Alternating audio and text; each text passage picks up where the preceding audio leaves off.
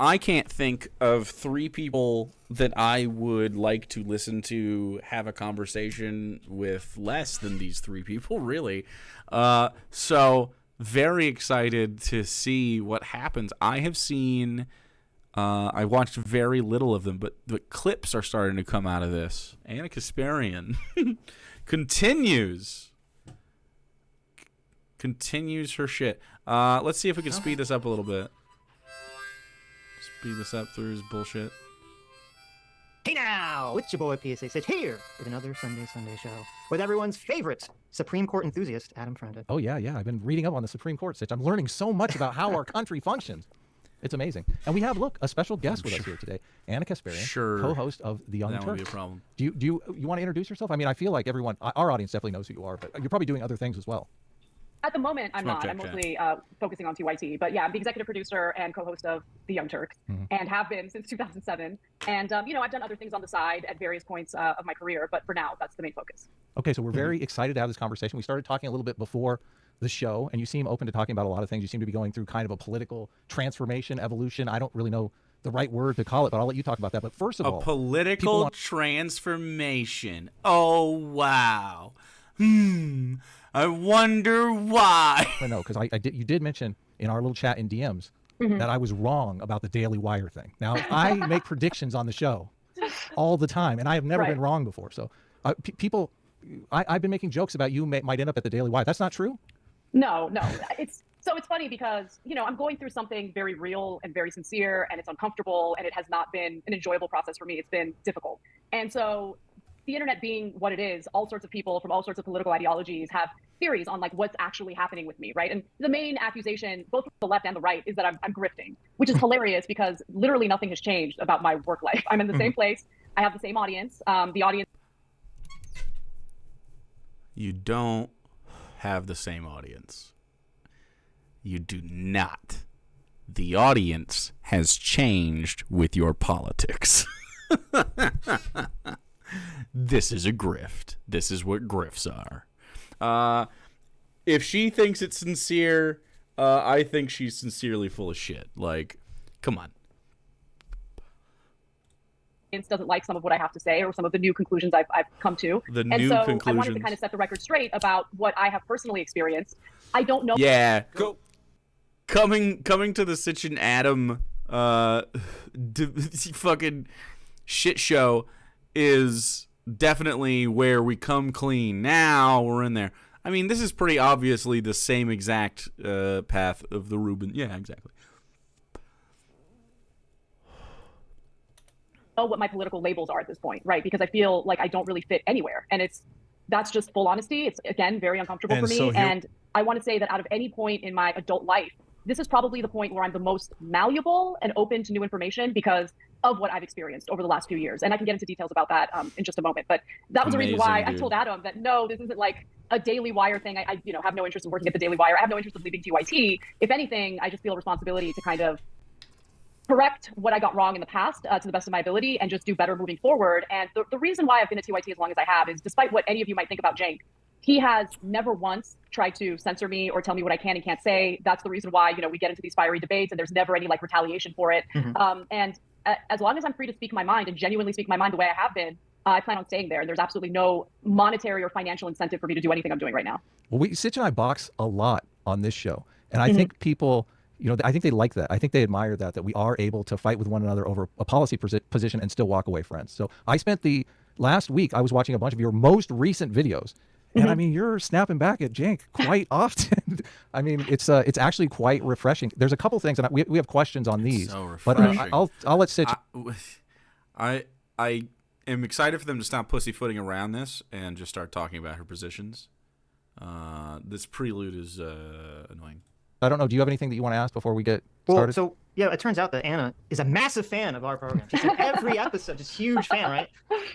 Well, okay, so I happened to come across a video you guys did about me. It was the stream on, I hate to name names, but you guys were covering the leftist mafia and their insane gaslighting video about me. And you guys were the only ones, as far as I could see, that actually did a good job in highlighting how badly they were gaslighting me.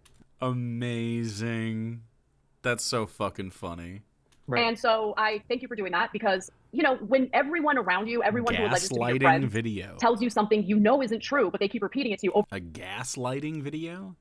What video is that? Are they going to look at this? and over again. You start asking I yourself, don't know what the fuck they're talking about. The leftist mafia talk about Anna Kasparian just having bad takes, and she's like, "This is gaslighting." like, am I the crazy one? You know?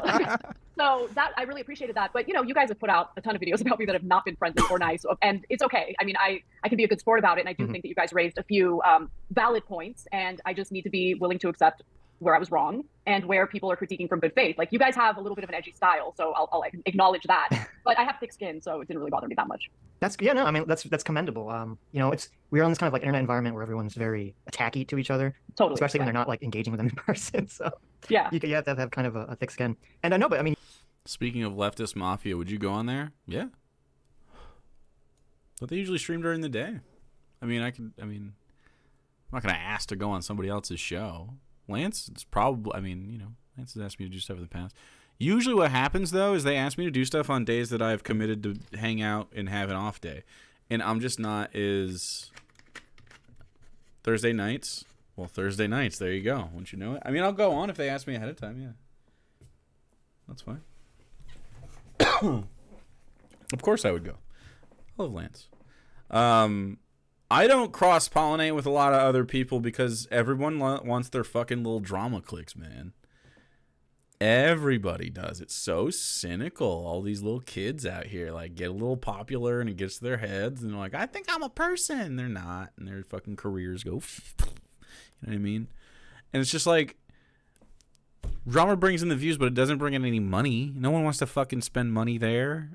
You know what I mean? Like, they might get a little bit at the beginning, but they're, you know, of course I know why they do it. Hey, please, hey, look, I've been doing this for longer than any of them have been doing this.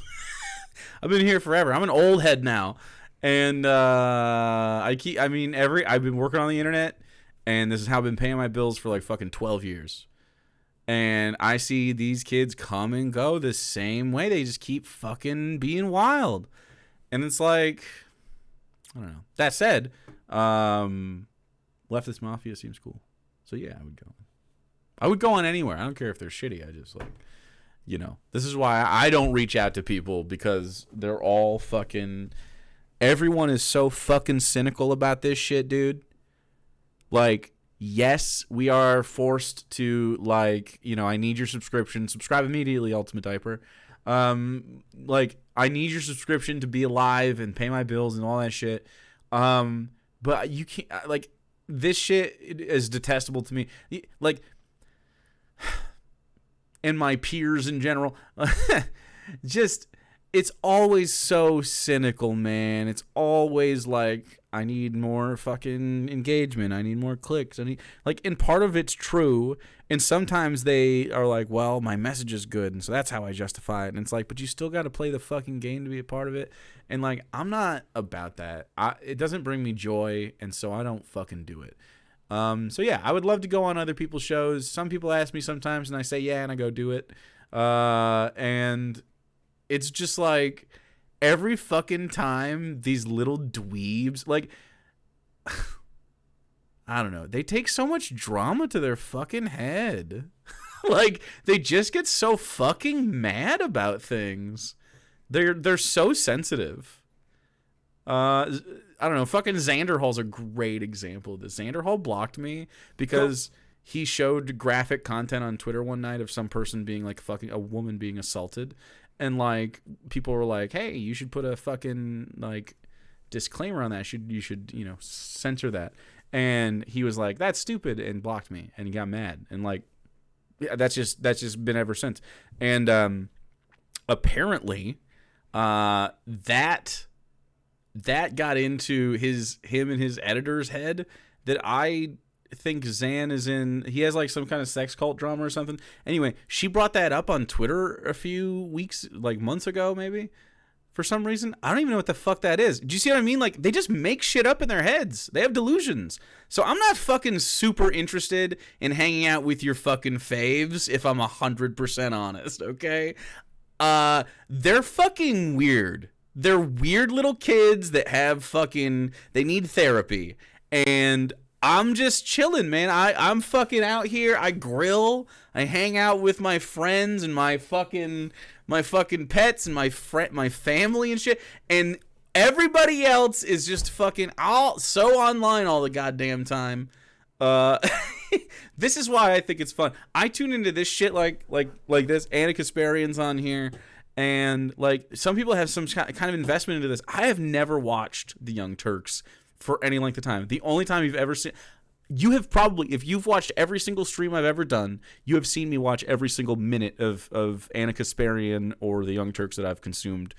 Almost, probably like 95%.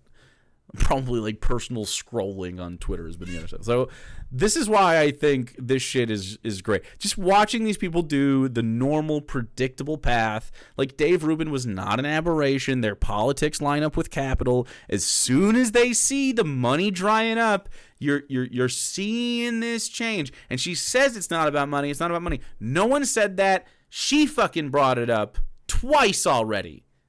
Twice she brought it up unprompted on here. If it wasn't on her mind and it wasn't somehow real, she wouldn't fucking talk about it. Drama farm speedrun. Yeah, I mean, that's all it is, man. It's just a fucking... It's just all fucking part of the loop. I'm not interested. Personally. You're talking about earlier, and one of the things that we always commended you on was, when you publicly came out and you said that you were wrong about the Rittenhouse video, which, I mean, most people, when they make a mistake, they just try to hide it or they try to shift blame. Jimmy Dore very, famously shifted blame to his producer. And I thought it was really commendable that you came out and you're like, no, I got this wrong. And you were trying to show, not just do this like for your sake, but to say like, listen, audience, you need to understand that this is the story. And I don't want you guys to have the wrong information. Yeah, there was, look, the one, I guess, through line you'll notice in the various things that we talk about in this conversation is that it just became Rittenhouse obviously went there to be agitating to the people. Like, his motivation was not savory, and it's pretty obvious he wanted to go use that gun. I don't really care about the people involved necessarily personally. I don't know them, but just from an obvious standpoint, I mean, that guy was going there in bad faith, and like, they know that. They're just not willing to give up that ground because like they want to do that too. And so they'll never admit that that's what it is because they can't be real. And it's like, okay, all right. So that's who we're fighting in general, is like just people like that. Just hey, I actually want to be able to kill those people though. And that guy did a thing that I think I should be able to do. Yeah, of course. Abundantly clear to me that where I was getting my information, and I'm not just talking about like, independent. In her eyes, though, Rittenhouse didn't go there with bad intentions. She's looking at it like a liberal. She's doing like, well, I'll give him the benefit of the doubt. He looks like a little white kid.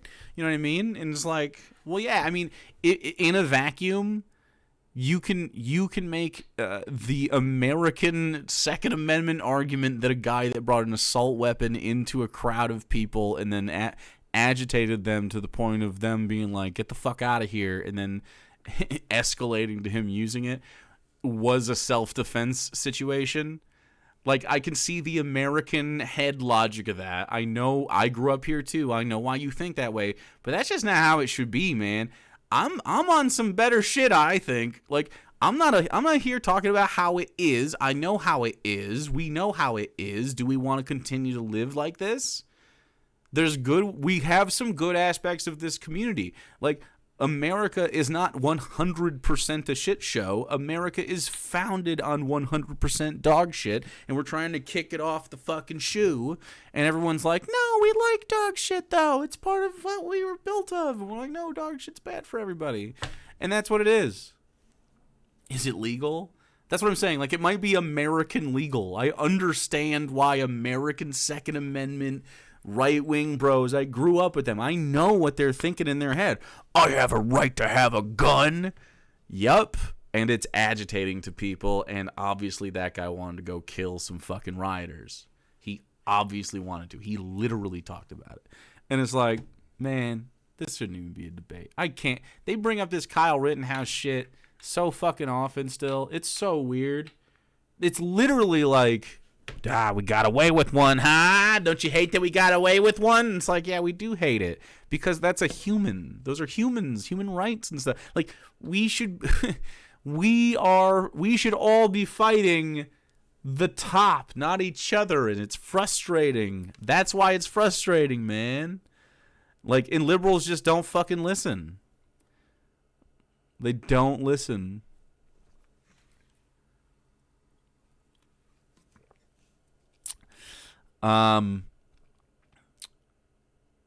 Right. I agree, Zachamania. In general, liberals aren't pro Rittenhouse. Anna Kasparian, Destiny liberals, you know what I mean? Like, although he would disagree with Anna Kasparian because he's for the right. But, like, you know, once you start getting into, like, a neoliberal space, you start to, you know, they have, I don't know, colonizer vibes, you know? Independent lefty outlets. I'm talking about, like, legacy media outlets, right? A lot of them, it's not that they report misinformation, it's that they omit details of the story that would, you know, maybe the additional details of the story don't change your mind at all, right? But it's not up to them to decide that. Like, we should know every detail. I think the Amy Cooper story is another example. You know, it was fairly recently I came across Camille Foster's very in-depth investigation into that story, and there were so many details of that story that were intentionally omitted or left out of the legacy media reporting of it, and that painted a picture in my mind and in the minds of many others that, you know, there's no justification for the way that she was, you know, panicking when she was on the phone with the 911 dispatcher, right? But then you get this, then you find out, based on what Camille Foster had found out and reported, was that, like, she didn't have good cell reception. So the person on the other end of that conversation couldn't hear her. She was panicking because she genuinely thought that she was at risk after, here's another thing that was omitted in a lot of the reports, after she was literally threatened by the bird watcher, right? Who said, you know, if you're going to do what you want, I'm going to do what I want, and you're not going to like it. And then he proceeds to try to lure her dog to him. And listen, you might still feel that her behavior was uncalled for, whatever. That's up to you. But you should know all those details. And I will say, from my personal opinion, if I'm alone at a park and some random guy tries to lure my dog away from me, I'm gonna freak out. You know, like, I just see liberals, man. And so, okay, with the Rittenhouse story, dude, we're 8.5 minutes into this fuck show. Holy shit, lure the dog. Look, man, I'm pretty sure that lady was just racist, man. Like, that's a weird vibe for anybody. Anna Kasparian has always come across as one of these types. I mean, I was going to cover the trial, and I just needed to go back and just, like, really, really look at all of the details and remember all the details, so when I do the story, I get the facts right. And then as I'm doing that, I come across a New York Times video. This was a really, really well-done video that they posted on YouTube that showed you in slow motion, like, how everything transpired that night. And once you see it for yourself, it's really, really difficult to argue that in those moments he was not acting in self-defense. And this is an area where, you know, Jake and I... Those moments, man.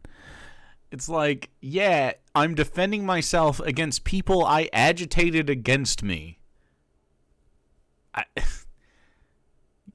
Yeah. Disagree, because, you know, if someone's hitting you over the head with a skateboard, that could kill you, you know? And so, you know, Jake is he's a strong-minded person, and he's not one to back down from a fight. So in his mind, you know, someone confronts you with a skateboard, he doesn't see it as a threat, but I do. And Rittenhouse is not a big burly guy who can, like, defend himself against someone who's, like, hitting him over the head with a skateboard as he's lying on his back. So once I saw all those details, first of all, I had to convey them to my audience and be honest about what the reality was. The other thing was, you know, there was a lot of misreporting about how Kyle Rittenhouse was in possession of an illegal weapon and that he crossed state lines with that illegal weapon. Okay, so that was a lie. And it's not a lie that I just made up in my mind, right? That was how it was reported initially, which is why I would mention the state lines, but not because, oh, how dare he cross state lines. Anyone in this country has the right to cross state lines. It was because it was reported that he was in possession of an illegal gun, and he traveled across state lines with an illegal gun, which is a serious charge. But it turned out that he did not travel across state lines with that weapon. Yeah, he didn't do that. Yeah, the weapon was in the area already. Yeah. Exactly. He bought it from a friend when he was already in Wisconsin. The gun was already trafficked to him, okay? Look, that's a technicality. It doesn't matter. I don't really care. I don't care about the possession of the gun. I don't care what the government has to say about this. Like, just strip away the state and their opinion of everything, and just what's my fucking opinion? He's a little shit stirrer, and he picked a fight that he couldn't fucking win without a gun, and he chose to use it like a little bitch. That's my opinion of it. Like, I don't need the state's opinion on this. I'm a fucking leftist. That guy is not being communally, like, he doesn't fit the fucking bill, man. That's just not how you want people to act. Those people were marching and rioting and fucking looting and doing all the stuff that these people hate in response to systemic problems with the state. all this shit's insured, man. Like, they're hurting billionaires. Just fucking get over it. Oh, what about the little shot? I mean, man, I'm gonna be 100% honest. Like,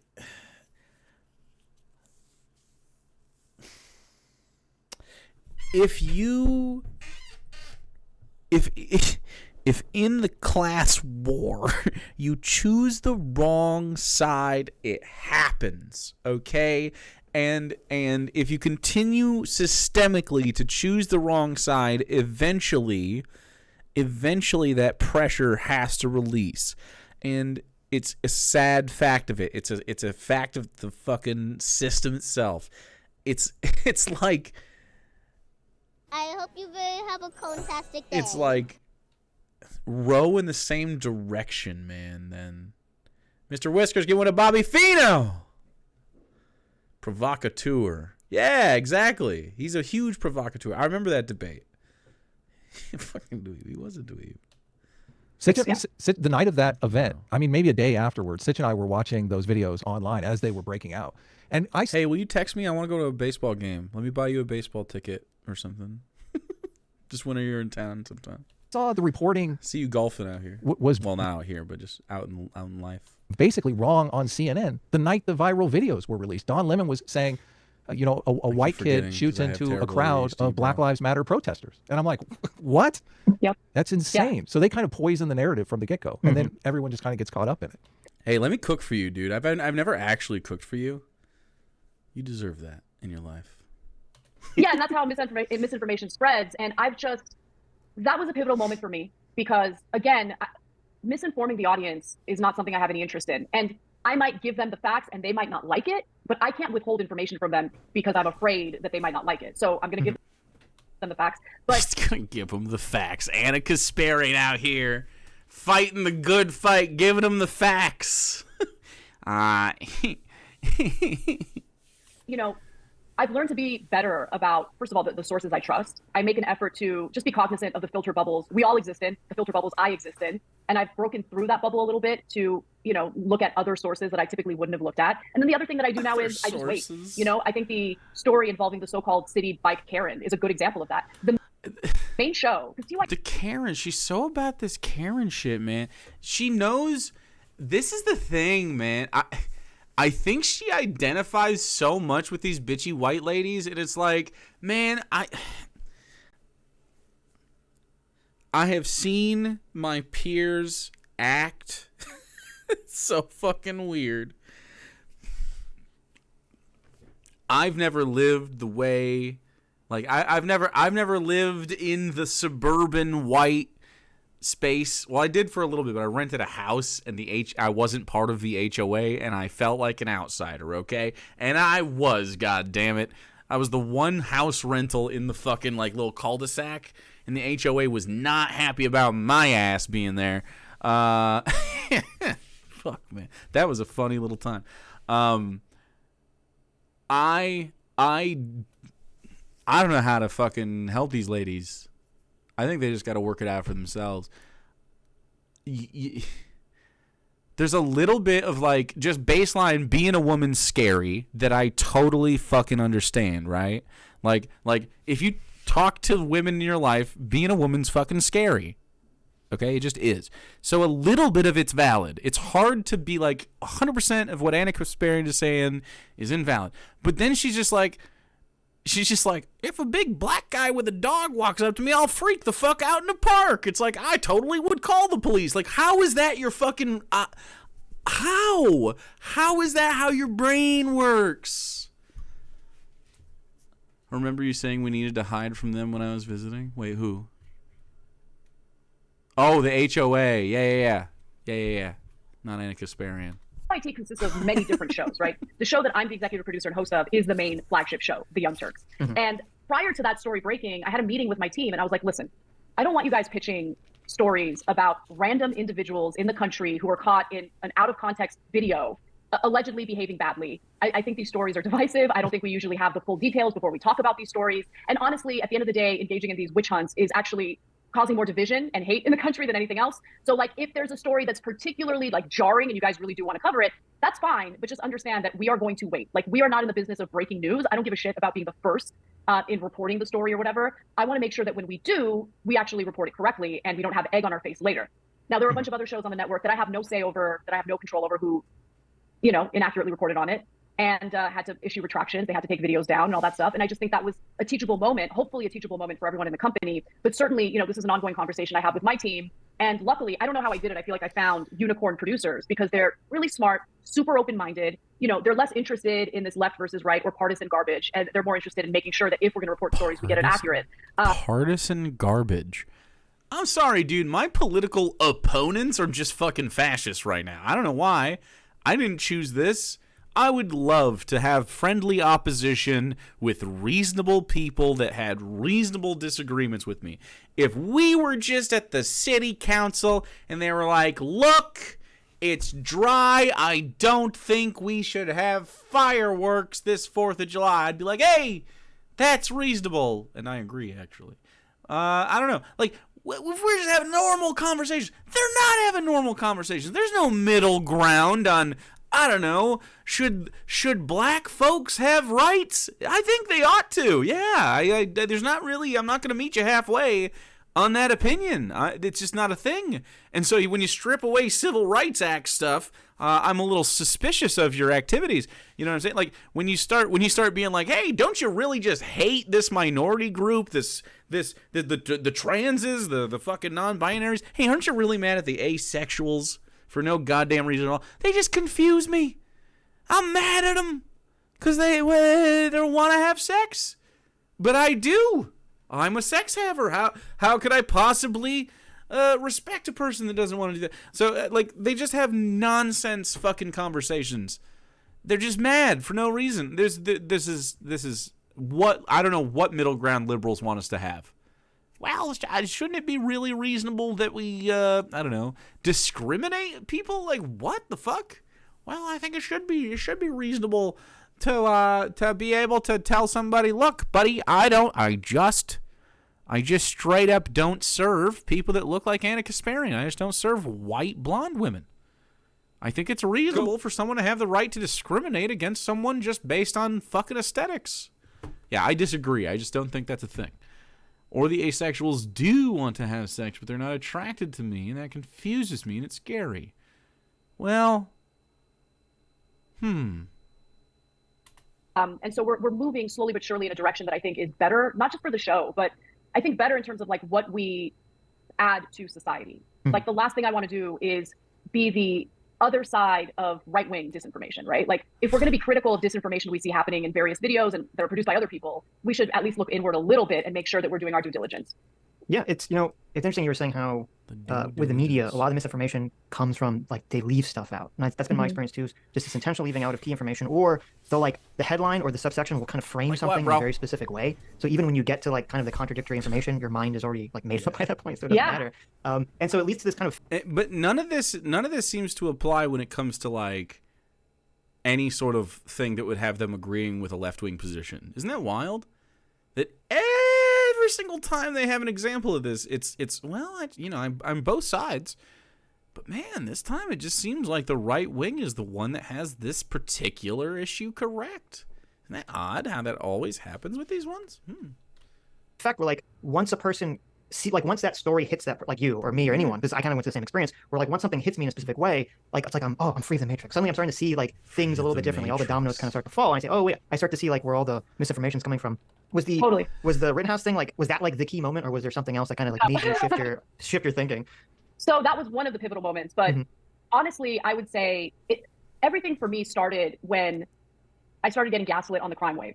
And it's really interesting to talk about these various political issues in the abstract, but then once you personally experience something, and once you see something happening in the country with your own two eyes, and your political side is incessantly gaslighting you on it, it makes you question, well, what else are you guys lying about? Or what else are you guys gaslighting about? And that's what happened. So, during the pandemic, there was absolutely a crime wave in the country, mostly in like major cities. Los Angeles happened to be one of them. And, I talked about how I, was assaulted. Well, actually, let me give you the details again, because there's an element to that story that I've never shared with anyone that also explains where my head's at now. Oh, good. A new part of a story. Well, good. All right, let's hear. I don't know what gaslighting thing. I don't really recall this. So this is my first time. As I was walking my dog one day, there were these two guys. They appeared to be homeless. They appeared to be on something. They looked like they might be methed out or something because they were kind of acting erratically. But, typically when I come across guys like that, if I ignore them, they won't do anything. Right. That wasn't the case this time around. They're coming toward me, and my dog Charlie, like, he does his business, and as I bend over to pick up his business, one of them grabs me by my hips and just, like, with an erection and everything, just starts like humping me, like, Wow. right there, like broad daylight. And Right. it was terrifying because, like, I didn't have any weapon with me, no taser, no pepper spray, nothing. Mhm. And luckily the guy, he did that, and then he and his friend walk away while they're like laughing at me. And I felt it's so fucked up. I mean, yeah. so degraded, scared. And like the first thing I did is I called my husband, and he came down and he's like, "Where are they?" And he started looking for them. We couldn't find them. The cops wouldn't come. Like, we That's actually had an terrible. incident in front of our building like a few weeks prior to that. That was really What does that have to do? I don't know what this has to do with her politics. That's a bad thing. I agree. Yeah. That sounds like some fucking misogyny to me. Not respecting your personhood, sexualizing your body, like not respecting your consent, obviously. Like, yeah, this seems like a problem. I agree. So I guess I don't really know scary. We called the police, and the police I don't know what this left or right shit is about. just wouldn't come. Like, it was amazing. And now Wow. in retrospect, I realized the reason why is because there was a shortage. And I think that there was like an unofficial strike, considering what happened in 2020 and all the protests. So they just wouldn't show up. And I just didn't even think to call the cops because I'm like, what's the point? These guys have already like left, and they're not going to be able to find them.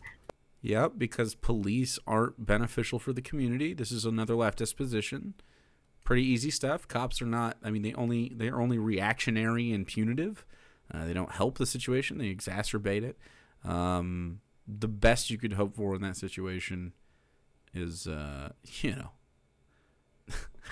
you don't really call them, I guess. Yeah, I mean, no, Jake, it's because the left defunded them. Oh, okay. But anyway, I opened up about that. And I also started opening up about, What's that have to do with just stuff? what the statistics were indicating in regard to crime and how it's obviously having a negative impact on all communities. Do we think what? But mostly the communities that like BLM and leftists claim to care so much about, the disadvantaged communities. Crime on the metro system in LA has been unbelievable. And the majority of people who take the metro, who take buses and public transportation, they're usually like immigrant workers. They're usually, blue collar workers who, don't have enough money to buy a car, for instance. And so I was like, why are you guys cool with just having these people deal with this kind of violence? There was like a phase last year where people were literally being set on fire randomly on buses. And that would get no attention, no news coverage, and it would infuriate me. And so when I opened up about what happened to me in my own neighborhood, Why? I don't understand. What? So, is the complaint that we're not talking about people being assaulted on buses? Like the left and like, I assume not like people like me, but like media outlets that are left leaning. Like you want like the Jacobin to be like, people are getting assaulted on the fucking trains. I had a bad experience with a homeless person, therefore cops in Rittenhouse are justified in shooting everyone. It's about the crime wave. So she's got valid, but like valid personal experience. That sounds terrible. I don't wish that on Anna Kasparian or anyone. Obviously, I don't think that's like it makes me heated. Fuck those guys, right? Like, but that doesn't change my politics about anything at all for any reason. I have no idea why crime happening in that environment, like literally that's a symptom of capitalism, right? And just like fucking structural patriarchy and sexism. Like there's a rape culture. There's so much shit that goes on in there. I don't know, man. That's a foundational. These are all leftist things that you could see the fucking. I don't know, man. Neighborhood. What I thought was telling was how not everyone, but some people accuse me of pushing racist stereotypes. But I have never, ever disclosed the race of these two individuals, ever. Yeah. But they just assumed that these two guys were black. Okay.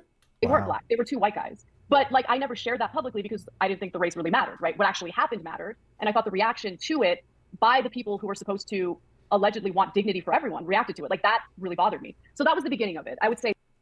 I don't know. Is she making up a guy? I don't remember. I mean, it's not what I just said.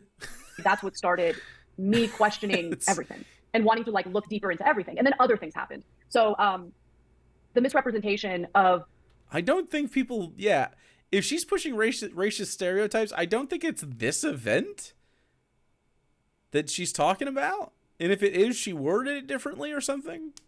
I don't know. Is it because she used the word immigrants earlier? What was happening to Asian Americans. So there would be all these videos of Asian Americans getting sucker punched or hit over the head with, whatever. Stop Asian hate trended for like a fucking year. And the main narrative on the left was, this is anti-Asian hate. Yeah. But actually, if you look at all of those stories individually, it usually involved like a repeat criminal or someone who's just been left on the streets with severe mental health issues. Like people basically carrying out these acts of violence because they don't have their head in the right place, they need help, whatever it is. But like to just brush it off as, oh, it's just anti-Asian hate that's been inspired by the right wing. It just wasn't true.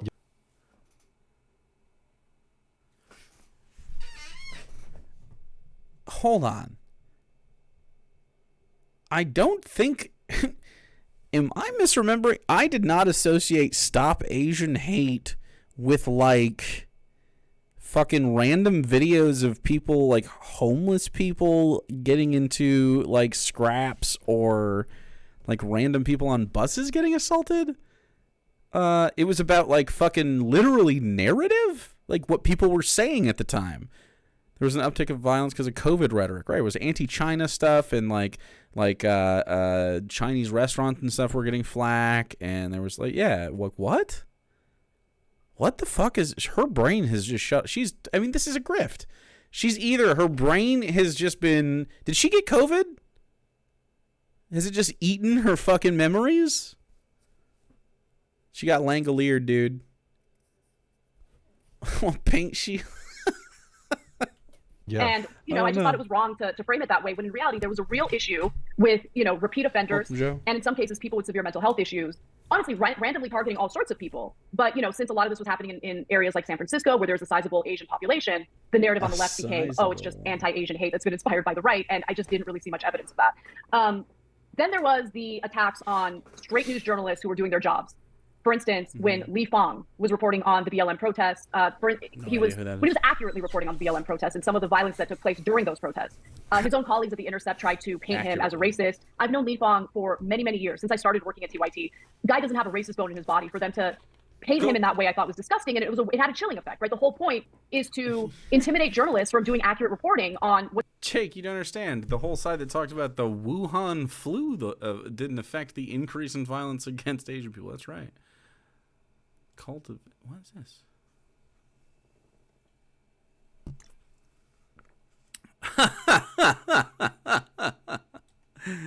Chew on it. If you have time, watch this interview of Anna Kasparian. Interesting and relatable.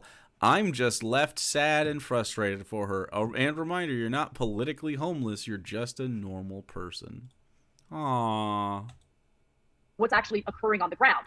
Then there was what happened to Jesse Singal. Of course she's here to grab hogs. Of course she's here for this. She is yes, she's here to be like, hey guys, look, it's safe to come watch the Young Turks. Come on over.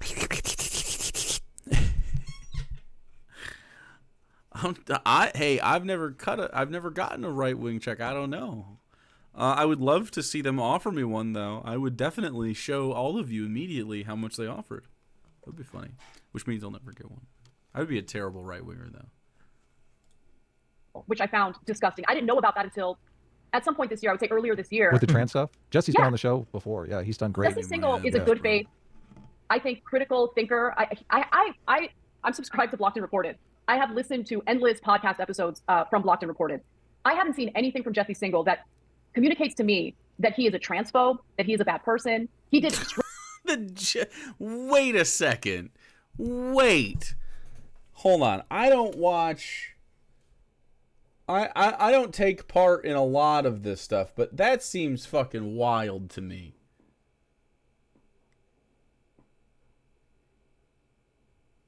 That this guy isn't a bad guy. All right. Great news reporting on basically what some of the risks could be when it comes to transitioning literal kids with puberty blockers and then cross-sex hormones. And through his reporting, which I'm very sad to say I didn't really come across until this year, I learned that I was wrong about a bunch of other things, right? So for instance, it is a lie that puberty blockers are reversible. In some cases, they are not, and they can cause irreparable harm. Oh my and God, look, bro. Oh my God. Now she's on some anti-trans shit, bro. Okay. Now we're on the fucking puberty blockers. She's just pulling out all the hits, dude. This is Margaritaville shit. She's literally just up there strumming for him, bro. think, okay, but you got to do a balancing act. And if a child or if a teenager had severe gender dysphoria, and it would actually be better for that person to go on puberty blocks. Okay, I mean, we should be. If it's not reversible, then it would be on the consent form. Well, there you go. Yeah. He's not transphobic.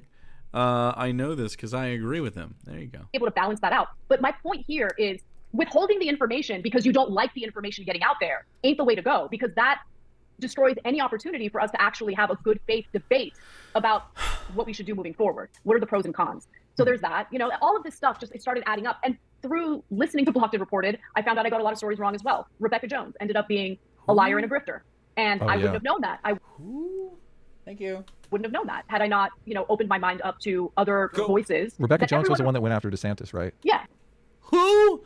Leftists and their allies must be bled. You got to have skin in the game. It's how we see if you can be trusted. I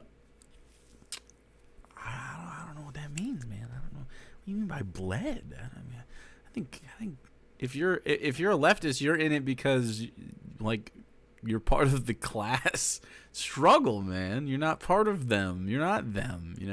She's not 100% out of it, but these people think that they're more secure than they are. You know what I mean? Totally. Yeah. And she's a complete liar. And we uplifted her, we enabled her, and I feel disgusting that we did that. So I issued a retraction and a correction on that story. I don't know what the reaction was. My reaction was good. Yeah. What is some of the reaction? One of the problems that we often have, obviously we're labeled right wingers all the time. Anyone who watches our show, I absolutely think these guys are right wing. I know that they think that they're liberals or something, but they are absolutely right wing. I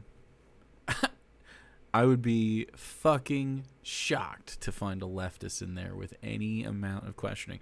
Every single time they have opinions, they're dog shit. It's just crazy.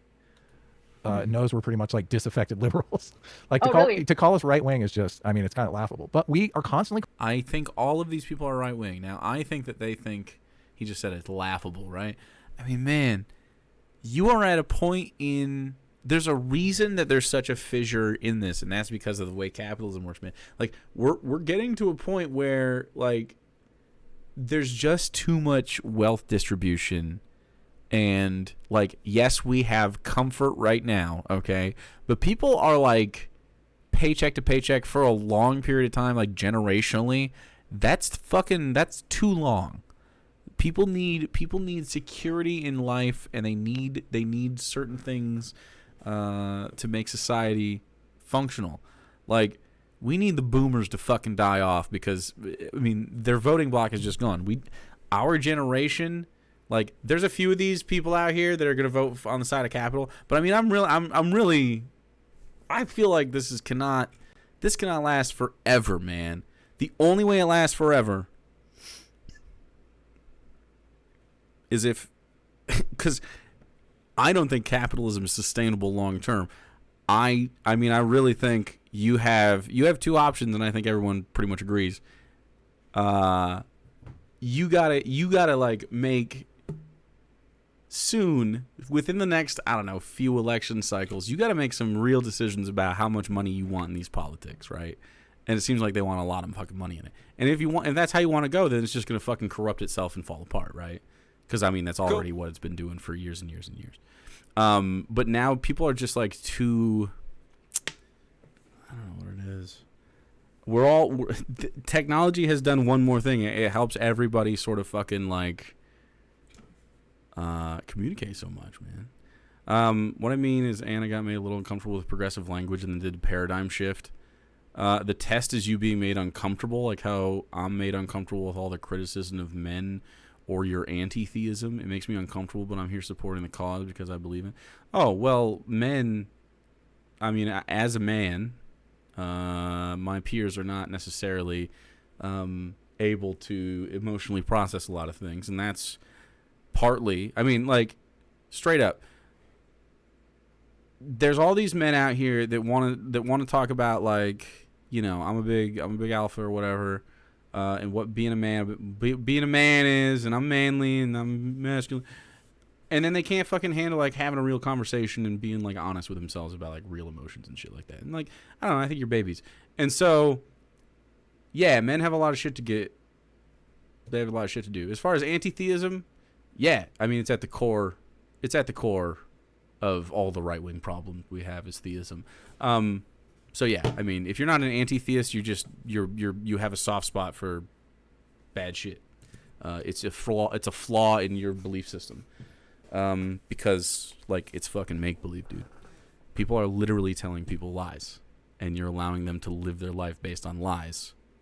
And it negatively affects their critical thinking, man. It doesn't let them be reliable people. And yeah, so there we go. Called right-wingers just because we don't strong-man the arguments that are made on the right. And so many people on the left, you know, all they are familiar with is the straw man version of the trans issue or some particular news story. So what is some of the reaction that you have gotten to that? The straw man of the trans issue. Well, I mean, the reaction has not been great. I mean, look, that leftist mafia stream was unbelievable to me. Like, the accusations that were thrown out there. I didn't watch it. Olay implying that I'm racist because as a woman, I don't want to be called a birthing person. Like, that has, I mean, race didn't come up at all until she brought it up. And then she was the only one on that stream who brought race into it and, like, made it abundantly clear that she's got an issue with white women and just thinks they're all the same and, like, you know, whatever. and then after I basically called her out on it, she's like, oh, you're attacking me and only me because I'm black. And it's like, no, you're the only one in that group of people who attacked me and accused me of being racist because I personally want to be called a woman. So, I mean, she's on the birthing person shit. I mean, we've already tread these fucking ground, dude. She's just on that. She's just on it, and this is how it's gonna be. She is now a grifter. It's a full grift. It must be weird for people who are really locked in to, like, watching all the other content options out there. When this happens, because this keeps happening to people. This has happened. Like, I was part of the atheist community. Where'd they all fucking go? They're all fucking weirdos. I was part of, I am part of sort of the breadtubey thing, sort of the online lefty space. They're all fucking weirdos, and a lot of them are on the fucking grift. And look at what happens, dude. Every time. Look, I don't need to be the most popular. I don't need to have all your little drama streams and your fucking panels. I don't need all the money. I don't need it all. What I need is to be vindicated constantly by your presence, your collective presence. And let me tell you, babies, my peers never stop delivering on this. They will disappoint you, and I will be the one at the end who's like, I was right. And some people will stick around. Some people will be like, you're insufferable. And I don't care. I keep being right.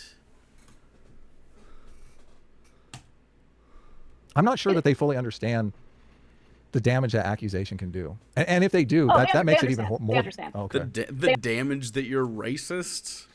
I mean, don't be racist, and it's pretty easy. You know what I mean? People have called. Do you know how many I got called a fascist today on Twitter? Come on. If you've tuned into anything I've ever said and you come away with that guy's a fascist, you're not a serious person, right? Like, that makes it Good even Lord. more horrible. I think she published a video of you're insufferable and I love you for it. How do I support your stream without giving Twitch a huge cut? You can go to Streamlabs and give me a donation, and it goes straight to the text-to-speech, and he sounds like an Australian, and I'll get it.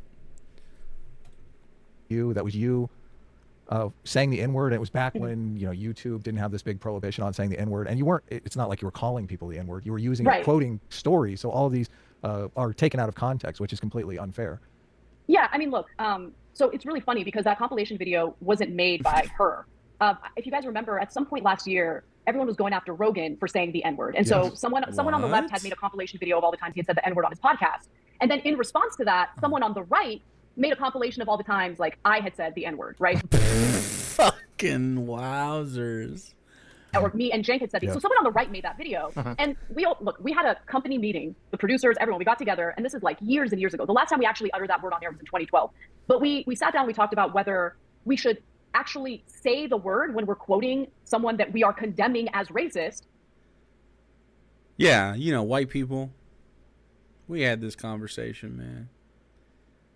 Look, I get it. I understand. Okay?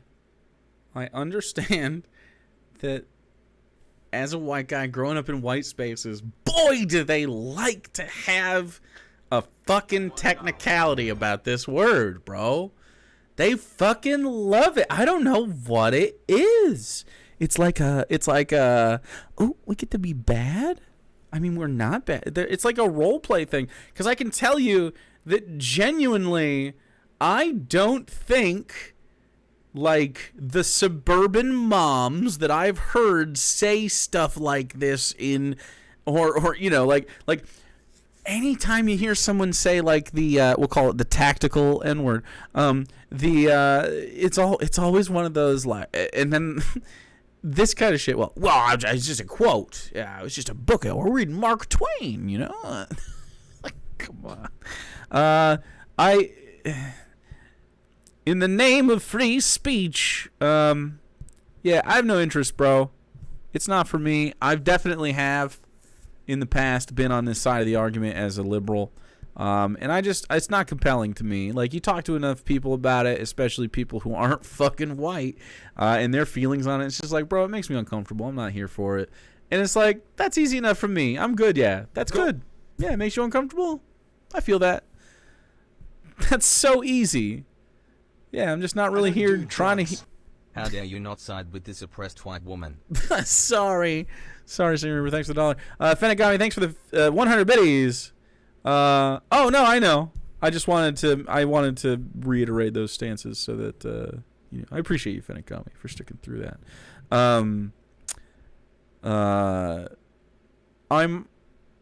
Here's the reason I'm hard about this. First off, I'm right. Okay, I mean, I'll be right about this forever. Believing fake things isn't beneficial to society. It just isn't. It never will be. The other thing, though, is it's just so important to the foundation of this. I mean, America has a few foundational cores, the same way that the fucking universe has like strong force, weak force, gravity, fucking radiation, racism is one of them. Fucking theism is another one. Capitalism is the other one. And it's really that three-headed monster. And then if you can actually identify those as the problem, I'm telling you, we can solve the issues. I have no ethical issue with independent worship of your fucking woo-woo nonsense shit.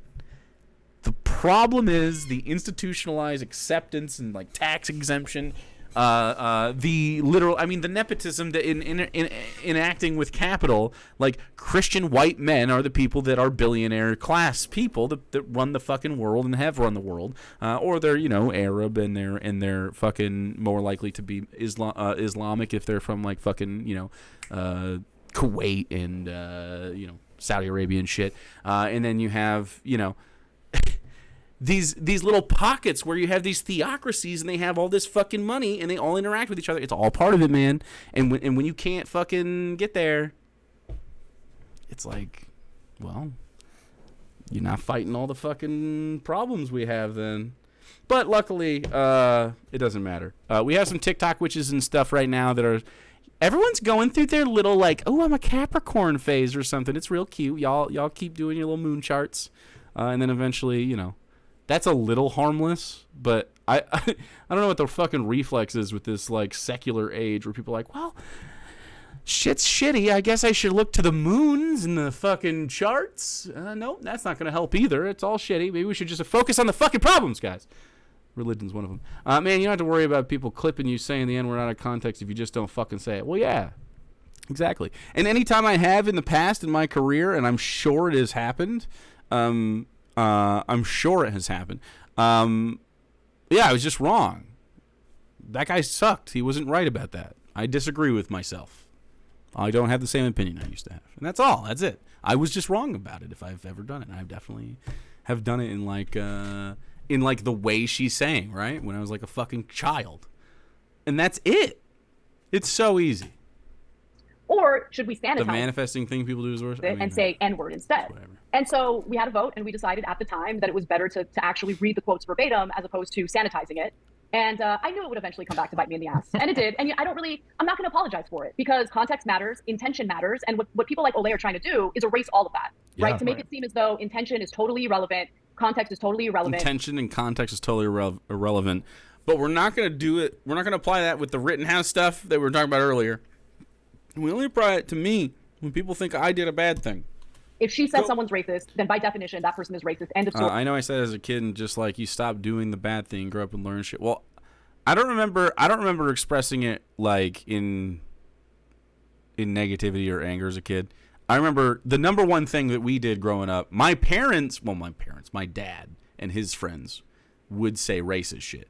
But I had like one classmate I remember that was actually anti-racist. The number one thing was just fucking, they would say it during like, Lil Wayne, the Carter came out, and everybody thought that was their fucking like, that was their goddamn, like pass, I guess. I don't know. The Carter was a great album. However, I remember that vividly. So that's like really my memory of it. Now, Sarah, you grew up in Louisiana, so you know, that little plantation country is a little different than where I grew up. Story period, and I just disagree. You're a redeemable debate bro now. Watch my 3-hour essay on why you're a pee-pee poo-poo head. Look, the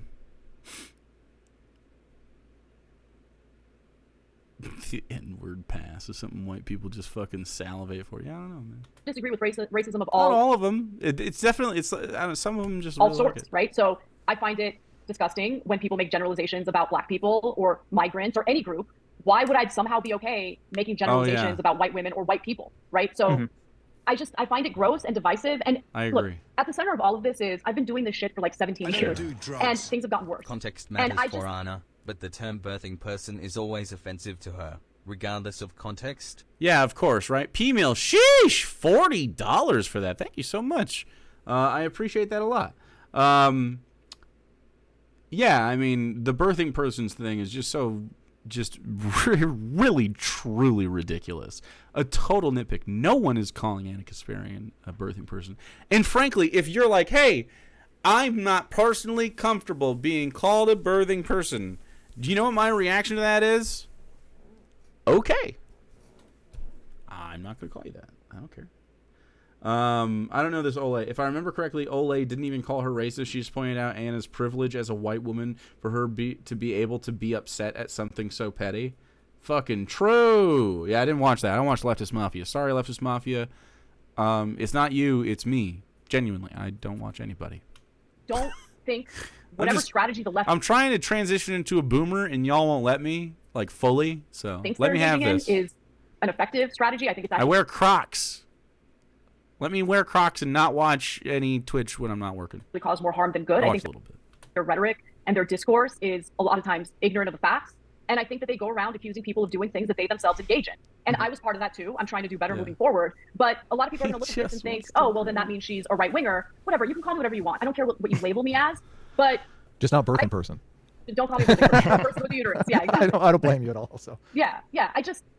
I don't know. I don't know. Crocs are cool now? Wait, Tasha, you're unsubscribed? How the fuck did that happen? Holy shit. Yeah, I'm wearing them right now, sort of. They're big, and I can go inside and outside with them, and I can wear them in the kitchen, and I love them. And they're also like,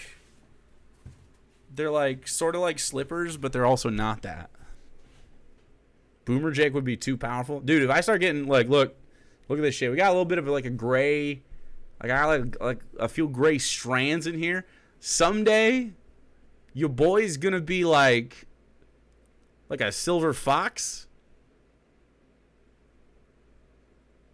Be a cute old man, probably.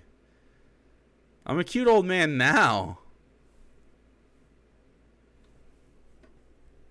What my labels are at this point, Right. because I don't Wizard fit in beard. anywhere, I feel like. You feel like you're becoming politically homeless, maybe a little bit. Oh, for sure, yeah. What do you think?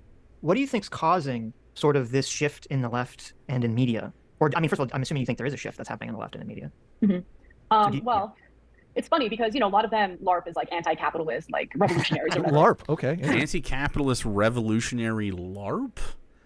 Look, man. Hey, buddy, I got a bone to pick with you! I'm mad. I'm personally offended. You think this is a LARP? Okay, so I think to some extent, revolutionary people who are like, I'm just not going to interact with the system at all. I'm not going to vote. I'm not going to do nothing. I understand being like a little disillusioned with the whole goddamn, or a lot disillusioned with the whole goddamn thing. We got to use every tool in the toolbox. You do not want to go through the revolution. I am sorry to say this, but your disabled, mentally unwell self, like fucking me, I got bad ankles, dude. Like, well, I guess I don't have any mental illnesses, but like, we all have fucking shit. We're in no condition to roll out a fucking actual. We don't want that. You and me, we're dead. Okay, the Antifa super soldiers are the ones that are going to take the next generation after the revolution. Okay, we don't want to have to tip over to the revolution. All right, you and me, we're fucked. We watch way too much Papa Jaku on Twitch to begin. Unless you're watching me on the treadmill right now, it's fucked for us. We have not been training for this war. However, there's some young whippersnappers out there who are ready to Molotov cocktail the goddamn billionaires to smithereens, and I do not doubt at any point that they couldn't accomplish it if they wanted to. There are 350 million of us, and not a lot. There's like 1,000 people in charge of us. We could easily fucking, like, they have heads, and they don't need to have them. You know what I mean? Like, it could happen. It's a real thing. It would destabilize. It would be bad. I don't want that. However, it's a total thing that could happen. Anna Kasparian, please, look, I don't know why she's trying to cut in line for the revolutionaries, but I know some fucking anarchists that are like, fine, bitch, up the list. I'm not going to be on that. Look, I'm not going to be hanging out with Robespierre, but Robespierre exists in this country. There's lots of them, and they have like TikToks and shit. They're witches. They'll get you. Don't fuck with them. If shit gets bad enough, I have no fucking. They will be leftist terrorists in this country, for sure. You and me though, look. Can't we just? What most leftists want is to separate capital from survival. When you really talk to them, right? They just want their livelihoods and their comforts and their like fucking dignity not to be staked on capitalism, because we do not choose, we do not consent to live under those circumstances. That is foisted upon us by billionaires and corporations because we're born in this country. And that's the central rub to leftists. Now, liberals are like, well, that's just life. Yeah, but it doesn't have to be. Are you so cucked? It doesn't have to be. We can have a better life where your capital, how much money you have, is not tied directly to your survival. If you want to achieve more, like you want to go buy a house, I'm fine with you going and buying something that's bigger and something you don't need. But you should always have access to shelter. We talk about this all the time, and healthcare and education and all this stuff. There's a reason you don't have this stuff, okay? The reason you don't is because if you get that stuff, you don't need the jobs billionaires have to offer. They have to offer you better jobs and more money if you have that shit, okay?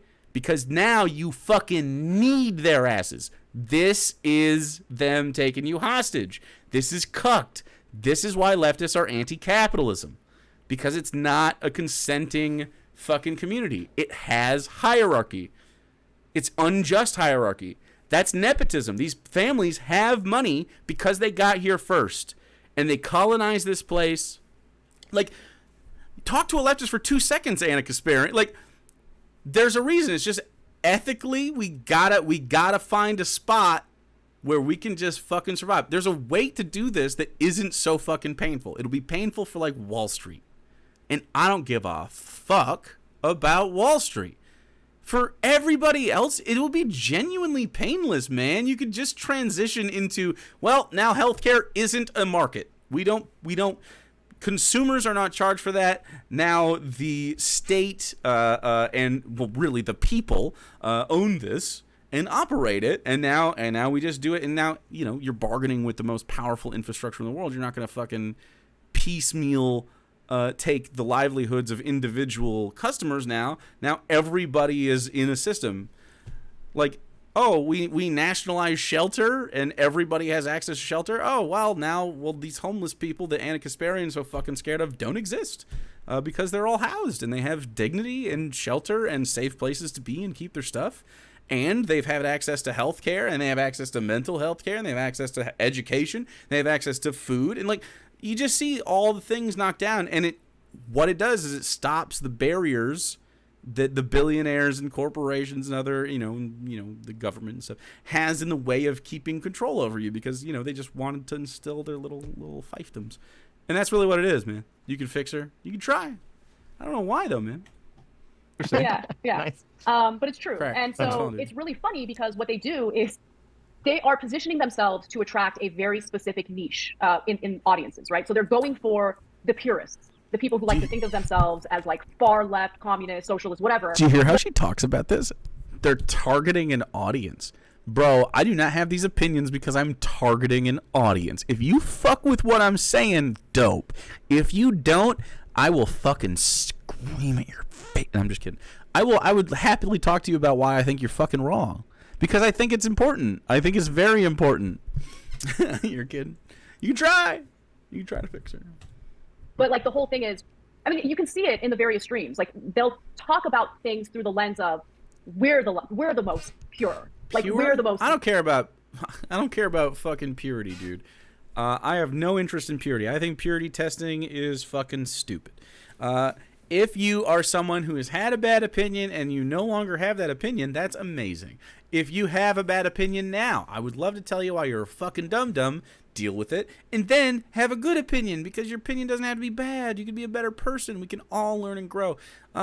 Here's the thing. Sometimes people are not going to be able to fuck with you after you're a dum-dum, though. Like, it depends on how much of a dum-dum you are. If you're just Anna Kasparian, I think Anna Kasparian has the I mean, she's swimming in the other way because of how money works, but, like, if Anna Kasparian was doing the opposite and she was like a reformed right-winger and she's like going to the left, I mean, I'm fine. I mean, I'll gladly help anyone and do that. But if you were, say, a Nazi, I have the suspicion that maybe some communities won't be quite as receptive to your conversion to leftism. So you may just have to deal with that. There's all this. There's a lot of leftist infighting about, like, oh my god, reform, and it's like, man, if you're not, that's usually when the tankies get mad, and then it's like, oh, we got tankies. If you're a leftist, you should be, and you're like, okay, prisons are punitive and they're reactive and they're not good for stuff and they're not good for the communities and they should reform people. You should feel the same way about, like, just social reform, just natural social reform that doesn't end up in crime and jail time. You feel me? We should feel the same exact way. Reformative fucking behavior is a good thing and we should encourage it. Not everyone is born perfect, and they'll have to do it wrong for a little bit. And you weren't fucking perfect either, and you had bad takes too, and you just so happen to have a correct take right now, and you want to feel superior. And this, my friends, is a way that you partake in hierarchy as well. You are trying to enforce a social hierarchy and reinforce yourself at the top because you are right now considered in society probably at the lower end of it, and so it's a cope. And I'm just here to tell you that if you do that, you're doing that. But let's be real. What Anna Kasparian is experiencing is, in fact, not necessarily moral grandstanding. She is just wrong. You've always been perfect, Dr. Felcher. Thanks for following. It's sincere in what we're saying, whatever. Yeah. Exactly, we're the real left. So when they do that, what ends up happening is they become more and more extreme in what they are saying, right? In what they claim to believe. And at the heart of that, like, what they're actually... I don't feel like I say anything extreme. Is that how extreme I am? Am I so extreme, chat? I think we should have freedom from corporations, and I think we should have freedom from the state, and we should only interact with either... Well, we shouldn't interact at all with corporations. We should only interact with the state when we need something because the state's point ought to be to serve the collective, right? That's what the state is for. It's not to centralize power or to have fucking, you can have your army and shit. You kind of need that because not everybody agrees with us. But like, because humans just can never fucking get it right. But preferably, eventually, we'd phase that shit out. But man, but saying she's wrong is gaslighting, Jake. No, well, you could be wrong, man. You can be just wrong. It's okay. Doing is trying to attract a niche audience for what? To make money. Like, I think there's a financial motive behind it. They're competing with one another for a particular niche, a particular ideology that's reflected in these audiences. Do you see what I mean? Like, this is what I was talking about earlier. It's so fucking cynical. I'm not competing for money, man. I appreciate your subscriptions, but like, I don't. This is why I don't get into it, man. There's so many people that actually are. And I think I'm she's probably definitely self-sabotaging right now, career-wise. But I don't know. Okay. The problem is once you see certain things, you can't unsee them. Right. And I can't just lie. I can't do it with a straight face. It's just not who I am. What do you mean? Are you talking self-sabotaging by talking to us or talking about these things in general? Because it's an interesting dynamic that we have here on the internet, because I do agree with you. We've talked about this on the show many, many times. Like, the incendiary voices in the political space are the ones that get attention, blow their channels up, get views, become rich, basically. Yeah. Conflict entrepreneurs is what I always call them. And Destiny comes to mind. Definitely a conflict entrepreneur. we're in a kind of a, we are in the same kind of position that you've kind of come to. Like, we want to give an honest, a fair assessment of both sides of the argument and try to kind of come to some sort of truth. And one of the paths that I think we've kind of fell into is I didn't watch TYT, but she's moving to the right. Yeah. Just, I think Sitch and I arguing points makes it interesting enough. Yeah, I don't know what lefties getting all these money. I genuinely think this is just them being mad at Hassan, and like probably probably Sam Cedar, that we can kind of build an audience. And watching the videos of you last week, it kind of feels like that's kind of the direction you're going. It seems like Jank is saying over the top things, and you're reeling him in, which is, I got to tell you, when I'm watching your show, I'm going, oh, look, Anna is just like Sitch. She won't let Jank have any fun. Are you saying you're the one saying over the top things? Look, constantly. And Sitch is like no, Adam, that we don't know that yet. So, but I think our audience understands that there's a little bit of a dynamic going there. That's fun. But at the same time, they are getting the information. So, unfortunately for my reputation, it's like, don't listen to Adam. He's always. So he's admitting to being full of shit for clicks. This is what I've said about him a million times. Like, no, you're wrong. This is literally the vibe I've always gotten from him. You're disingenuous and bad faith. And he's like, yep, I am this. He's saying to Anna Kasparian for 2 minutes. Like, cool. Vindicated again. That's funny. Yeah, I mean, again, credit to Jank, because he's not like one of these like people who get super offended if you correct him right there on the spot. It's just, I kind of went along with some of the more hyperbolic commentary, mostly because I was reading the same sources and I had the same, I think he's doing better and better. Like, we have a lot of conversations about a lot of these issues privately, and I'll just be like, look. So Sitch does the same thing to me. Yeah. And I'll just be like, look. I mean, before he was going to go, he asked me if I thought it was a good idea that he was going to go debate Destiny. And I said no. And it's mostly because I see a lot of clickbaity stuff going on in that realm too, like with some of the debate stuff that takes place. But also I asked him, like, what are you guys going to debate? So first he said, we're going to talk about like the Democratic Party and our Sitch is using AIR, yeah. agreements about it. I was fine with that. But then he mentioned, he's like, and then we're going to talk about Rittenhouse. No! So he knew Rittenhouse was going to come up. Yeah, I think they agreed on the topics ahead of time. Okay, wow, okay. And we had it. Look, Jake is his own man. The best I can do is share my perspective. And I just told him, I was like, but he was acting in self-defense. But look, Jake just has a different perspective. It is what it is. Like, I'm not here to talk shit about Jake. Like we and again, I want to give him credit because we can have the conversation on air, this exact conversation, and he's going to say the exact same thing. I'm going to say my piece, and it's not going to lead to like an uncomfortable relationship with him. It's not going to lead to retaliation. And I really commend him for having an open mind. But to him, he just disagrees about it being self-defense. He thinks like he didn't need to like shoot the gun. He didn't need to kill people. I hear you. I wish it didn't end that way. But if I were in his shoes, I would have done the same thing. Yeah. And that makes you not good. That makes you a shitty person, man. Like, yeah. I would have shot people too. I would have gone to that fucking riot too and taken an AR-15 and blasted some fuckers. Yeah, Anna defended Rittenhouse a lot. Yeah. I probably would have prayed and sprayed. So I mean, Rittenhouse did the right thing. Like, it's a good thing he was in control of the weapon instead of me. So Yeah, it's funny that, like, this gets thrown around a lot. Like, people accuse you of grifting or other people of grifting when they start changing their beliefs, even though it's like you're changing your beliefs in a way that would like be more likely to hurt your career as opposed to help it. I know. Yeah, it's like insane. No, moving to the right does not hurt your career. Are you fucking kidding me? These guys make so much money on the right, man. Do you know why? Because conservatives have the money. They have systemic power. It's how it's always been. That's why people don't like it. However, what is happening is that there are fewer people with the money over time, and now you have a thing on your hands. Because you know what, like what so many people on the internet want is they just want you to choose one side very comfortably and to like fit into it and to just say like these are the hyperbolic talking points. And then if you're like, well, let's add some nuance here, which pisses off your audience more often than not, you're like, well, you're a grifter. Like, well, who am I grifting to exactly? So I'm going to stick up for my audience a little bit because to their credit, I think the majority of people in the audience are open-minded and are open to new information. I think that there is a small but very loud minority in our audience and on the left in general that really give the left a bad name. I think they're overrepresented on Twitter. And they're overrepresented on Twitter. They have lots of followers and they get retweeted a lot. Overrepresentation. How dare they? Children. They act like children. I think some of them literally are, like minors, and they see. Oh no, not children that want rights. How dare they? Those goddamn Zoomers wanting to be queers. The goddamn. You're saying to me the Zoomers want to be queer and not be harassed? How fucking dare they? Not the future citizens of the country. No.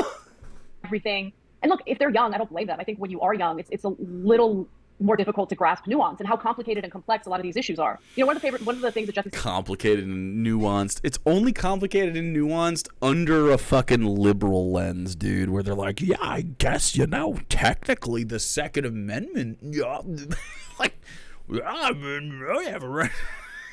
Shut the fuck up. God, man.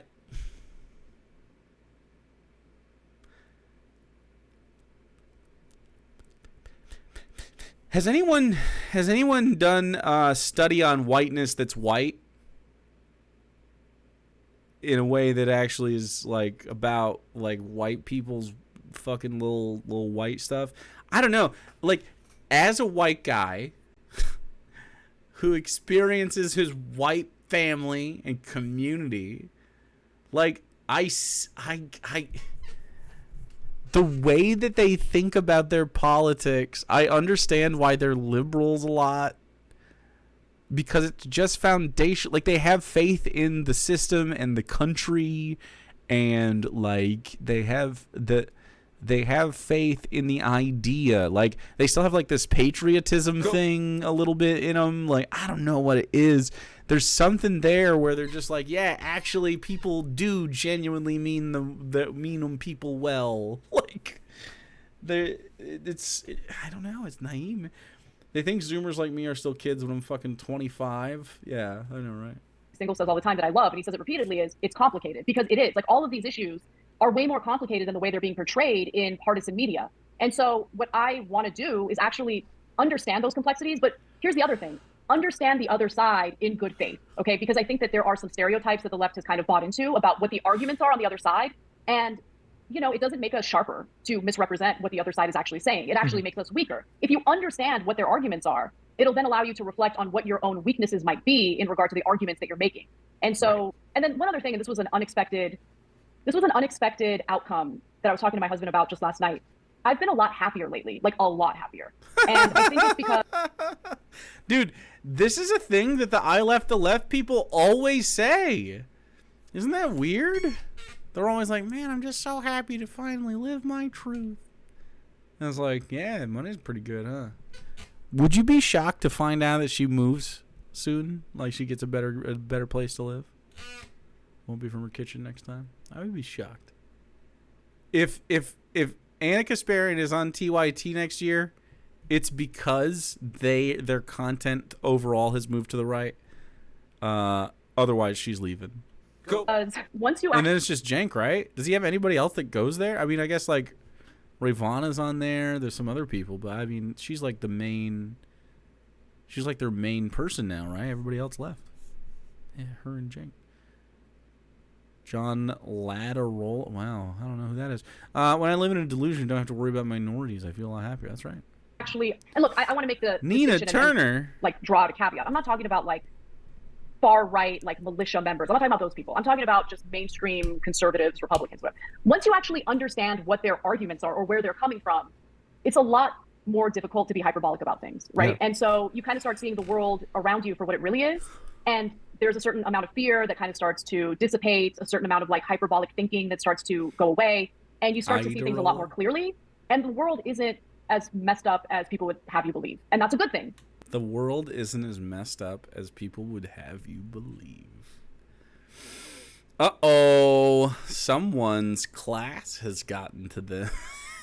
It's not as bad as you were. By the way, I'm going to use my personal anecdote of the one time I was assaulted by a homeless person and his buddy in the streets to say that the crime wave is really, really bad. However, also, in general, life is good. You know? I'm going to use this specific point. Very, very scared. But also, I'm not scared at all. Life is great. Yeah. Ain't nothing wrong with the status quo, baby, if you look like me. Now, some people might get super offended at me saying that because they've completely bought into the hyperbolic thinking and they think the world's coming to an end. And they think the world's coming to an end, man. I don't think people's genuine concerns about their well-being in a capitalist state is like a bad thing. Like their daily toil. Like, what a privileged fucking person. Like, I am lucky to be able to live upon the subscriptions of people that come to this little corner of the internet and hang out here, man. Like, it's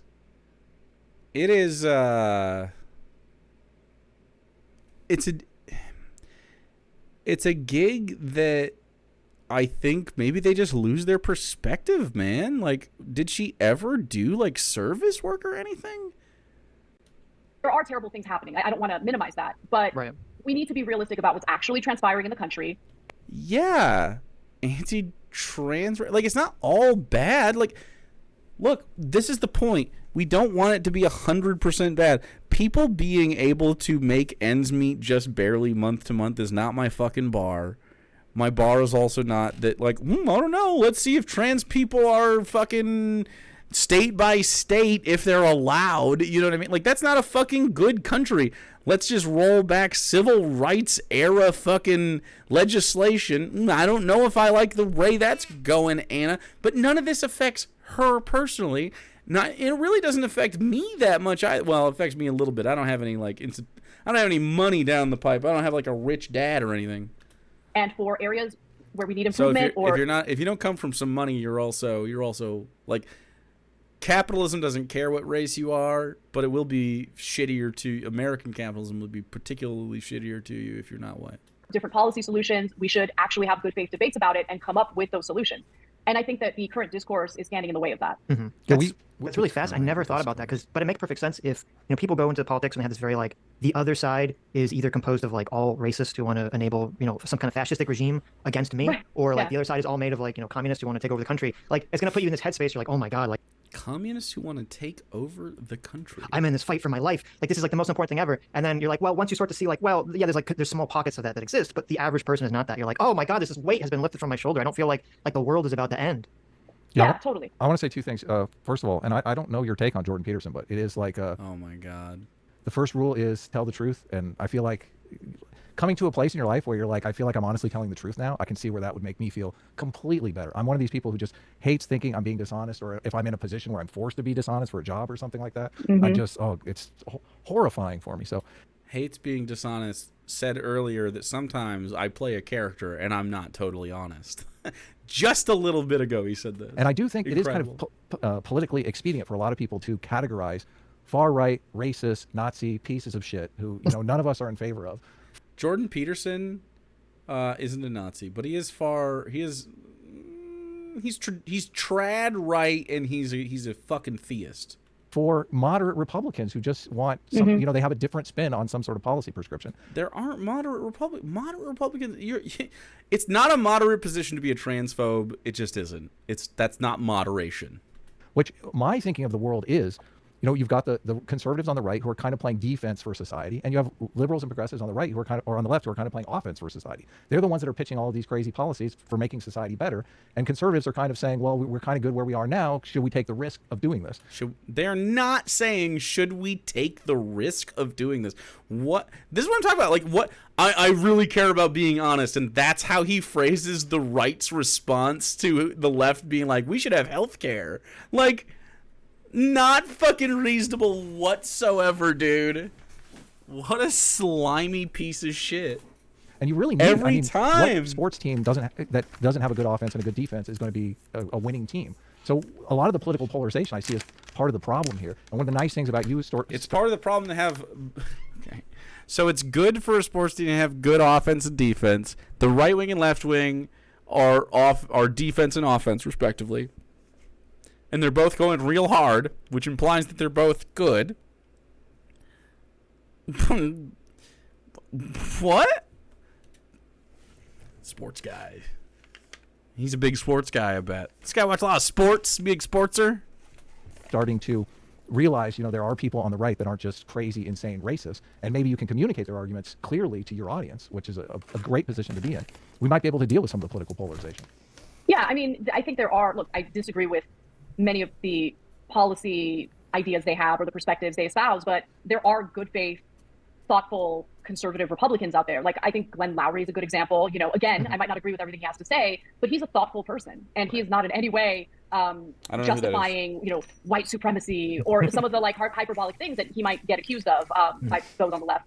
And again, it's really about understanding in good faith the other side and being able to, I guess, debate the issues as opposed to, like, what I see happening right now is I want the left to engage in the argument as opposed to what I see happening, which is them engaging in like ad hominem in a lot of cases. What's the argument? What argument would Anna Kasparian like to have? I'll talk to Anna Kasparian as a neutral observer. Would Anna Kasparian want to come on and have a conversation? I've never talked to Anna Kasparian in my life. I don't even think we've ever even exchanged a tweet. I don't watch any Young Turk stuff. I would love to talk to Anna Kasparian. Oh, yes. Don't say no. Say yes. What's the argument? I would love to talk to a liberal about what they think the left isn't keyed in on.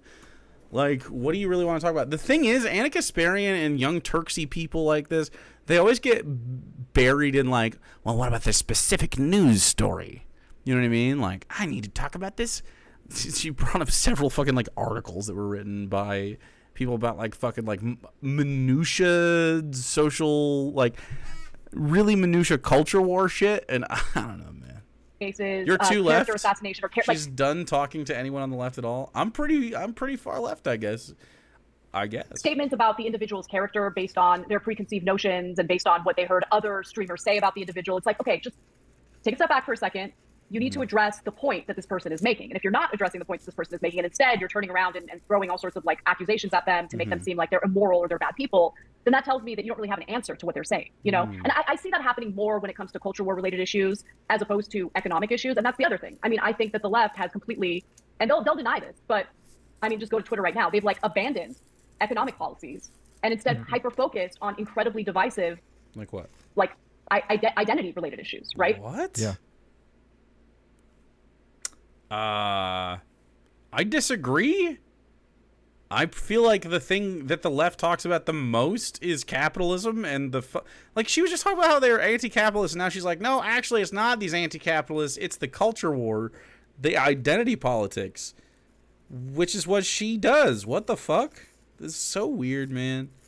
Can we ever have a conversation with these fucking people that doesn't end like this?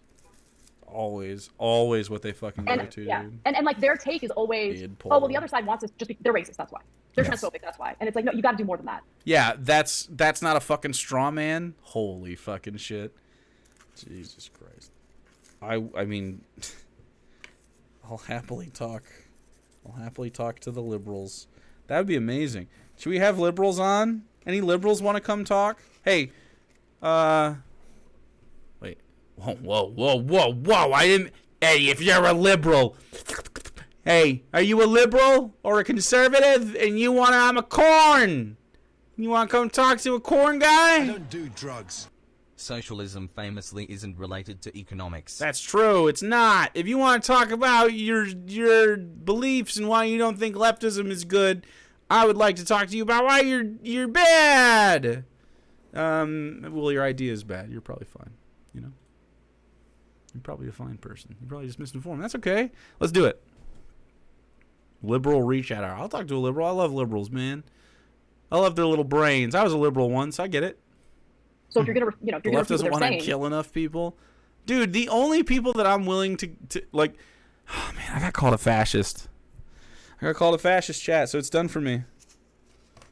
It's done for me. I got called a fascist on Twitter because I made fun of Shoe on Head's boyfriend for being really upset that people were doxing the Supreme Court justices. And I was like, dude, are you a cop? And then I took a screenshot of that interaction and posted it. And people were like, you're a fascist. Well, not people, like 3 of his Twitter followers or whatever. And I got called a fascist because I want the Supreme Court to be like attacked or something. And it's like, nope. I just think it's like what I want is for the Supreme Court to not exist conceptually. Like I don't think it's a good system to have the aristocracy in control of what rights do the children get to have. There's a reason that the powers that be select the 9 judges to determine what your human rights are, right? You know what I think? I think the Supreme Court. The Supreme Court is a thing that makes some sense in ways just not with what their power level is. Okay, I'm fine if you have. I mean, it makes sense. You have a high court, right? But like when it comes to our rights, nah, dude. Let's have us vote. We could easily do referendums for should we have civil rights, and we do a referendum. People are like, yep, that's it. Let's do a social thing. Yeah, fascist. I guess I'm a fascist. What I want is social is okay. First of all, I don't think you can dox a Supreme Court justice like foundationally. I'm pretty sure they all have public info. Second of all, I don't think that any government official should feel as though they are insulated from I don't know, backlash against their inappropriate uses of power against people, right? Like, so, like, while I don't necessarily, I'm not like, I just don't think actual Hitler, I don't think anyone's going to clap the Supreme Court justices. I guess that's really what I want to say. I don't think that's going to happen. So, like, pearl clutching because I owned your boy is weird. That's really what it comes down to. Then actually address the points they're making. And if you're not going to do that, you're going to come out looking incredibly weak and childish. You probably don't know this, but we talk about MMT and UBI on the stream quite often. Wow. Those are both terrible policies. Terrible policies.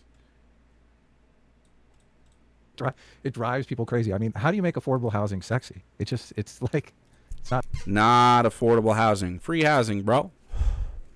Take basic housing out of the marketplace. Yes, UBI is terrible. UBI is terrible. You guys got to stop pretending that more money is going to save you. Money is the problem. Okay. I'm a landlord. You get some UBI. You get $1,000 a month. What happens to your rent? I'm a landlord. I get UBI too. What happens to your rent though? You know what happens to your rent. Ooh, your rent goes up. I'm taking a little bit more of that. You know what happens to your other prices? I don't know. Oh, everyone making more money? Well, I guess we can put the prices up here. And then everybody's like, oh, well, I got more of that. And then your $1,000 doesn't fucking do anything. So yeah, UBI is terrible. UBI is not bad in a situation where your needs are met. If you want to do UBI to have like people circulating money through the economy and having like stuff they don't need to survive, but they want to have, I am fine with that. Or even if it's like, you know, you need money for, I don't even know. Something that we commodify that people normally, I don't know, you know, foods and stuff other than produce. UBI can work in a system if you need capitalism to sort of churn a little bit, but the only reason you need that is if you're chasing money for some reason. The only reason you would be doing that is if you're a fucking greedy bitch. Okay? UBI is a stopgap. UBI stops a bleed.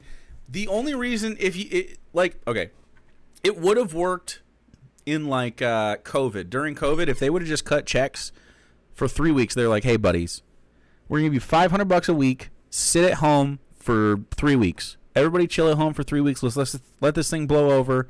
We're going to Taco Bell's going to bring out Chalupa 2, even more Chalupa.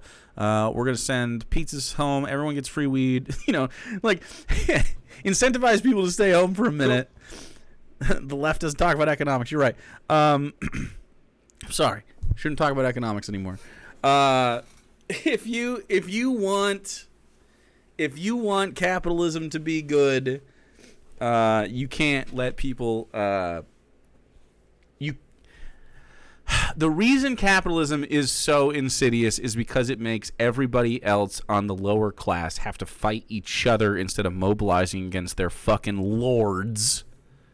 And that's the insidious part. Like, it keeps you fighting each other instead of getting what you deserve, which is the fruits of your fucking labor. Why does someone else get rich because you are doing all this work? That ain't make no sense. It makes sense if, you know, if someone's like a manager or something is participating in the teamwork that it takes to pull off the production of whatever it is you make. Dope. But we don't need CEOs for this. We can do collective work. It doesn't have to happen like this, man. It's just greed and inefficiency and small-mindedness. Not necessarily a thing. Mm-hmm. Well, so that's why it's UBI is surprising bad. because I did a story just last Wednesday on Airbnb crashing. I watched that vid. Yeah. Yeah, Well, and UBI that is video, bad. kind of shocked. It got like 200,000 views. It was not something I expected. I thought like, oh, it's a dense, like statistics-driven, too hot, video, man. but it did well. And I think that there is a hunger for those types of videos and for that type of content. It's not going to go super viral like some hyperbolic, video about like a police shooting or about an alleged Karen, right? But I don't really care. Like I just look, I don't want to be part of the problem. I don't want to add to this toxic discourse that does nothing to improve anyone's life. And I feel like I've been engaging in that and I feel embarrassed about it. And that's really where I'm coming from. I want to get people healthcare. I want to get people housing. Those are the issues that matter. Okay. Well, in order to do that, you kind of have to work with Republicans. And that's where I think this. Yeah. You have to work with Republicans. No. If there are reasonable Republicans that want to talk about how to accomplish universal health care, I'm fine with that. But that's not what the argument is when you talk to Republicans. Republicans are like, no, I am not willing to talk about this. So, yeah, we're not working with them. We're working against them. I have never seen a Republican one time be like, yeah, let's talk about this.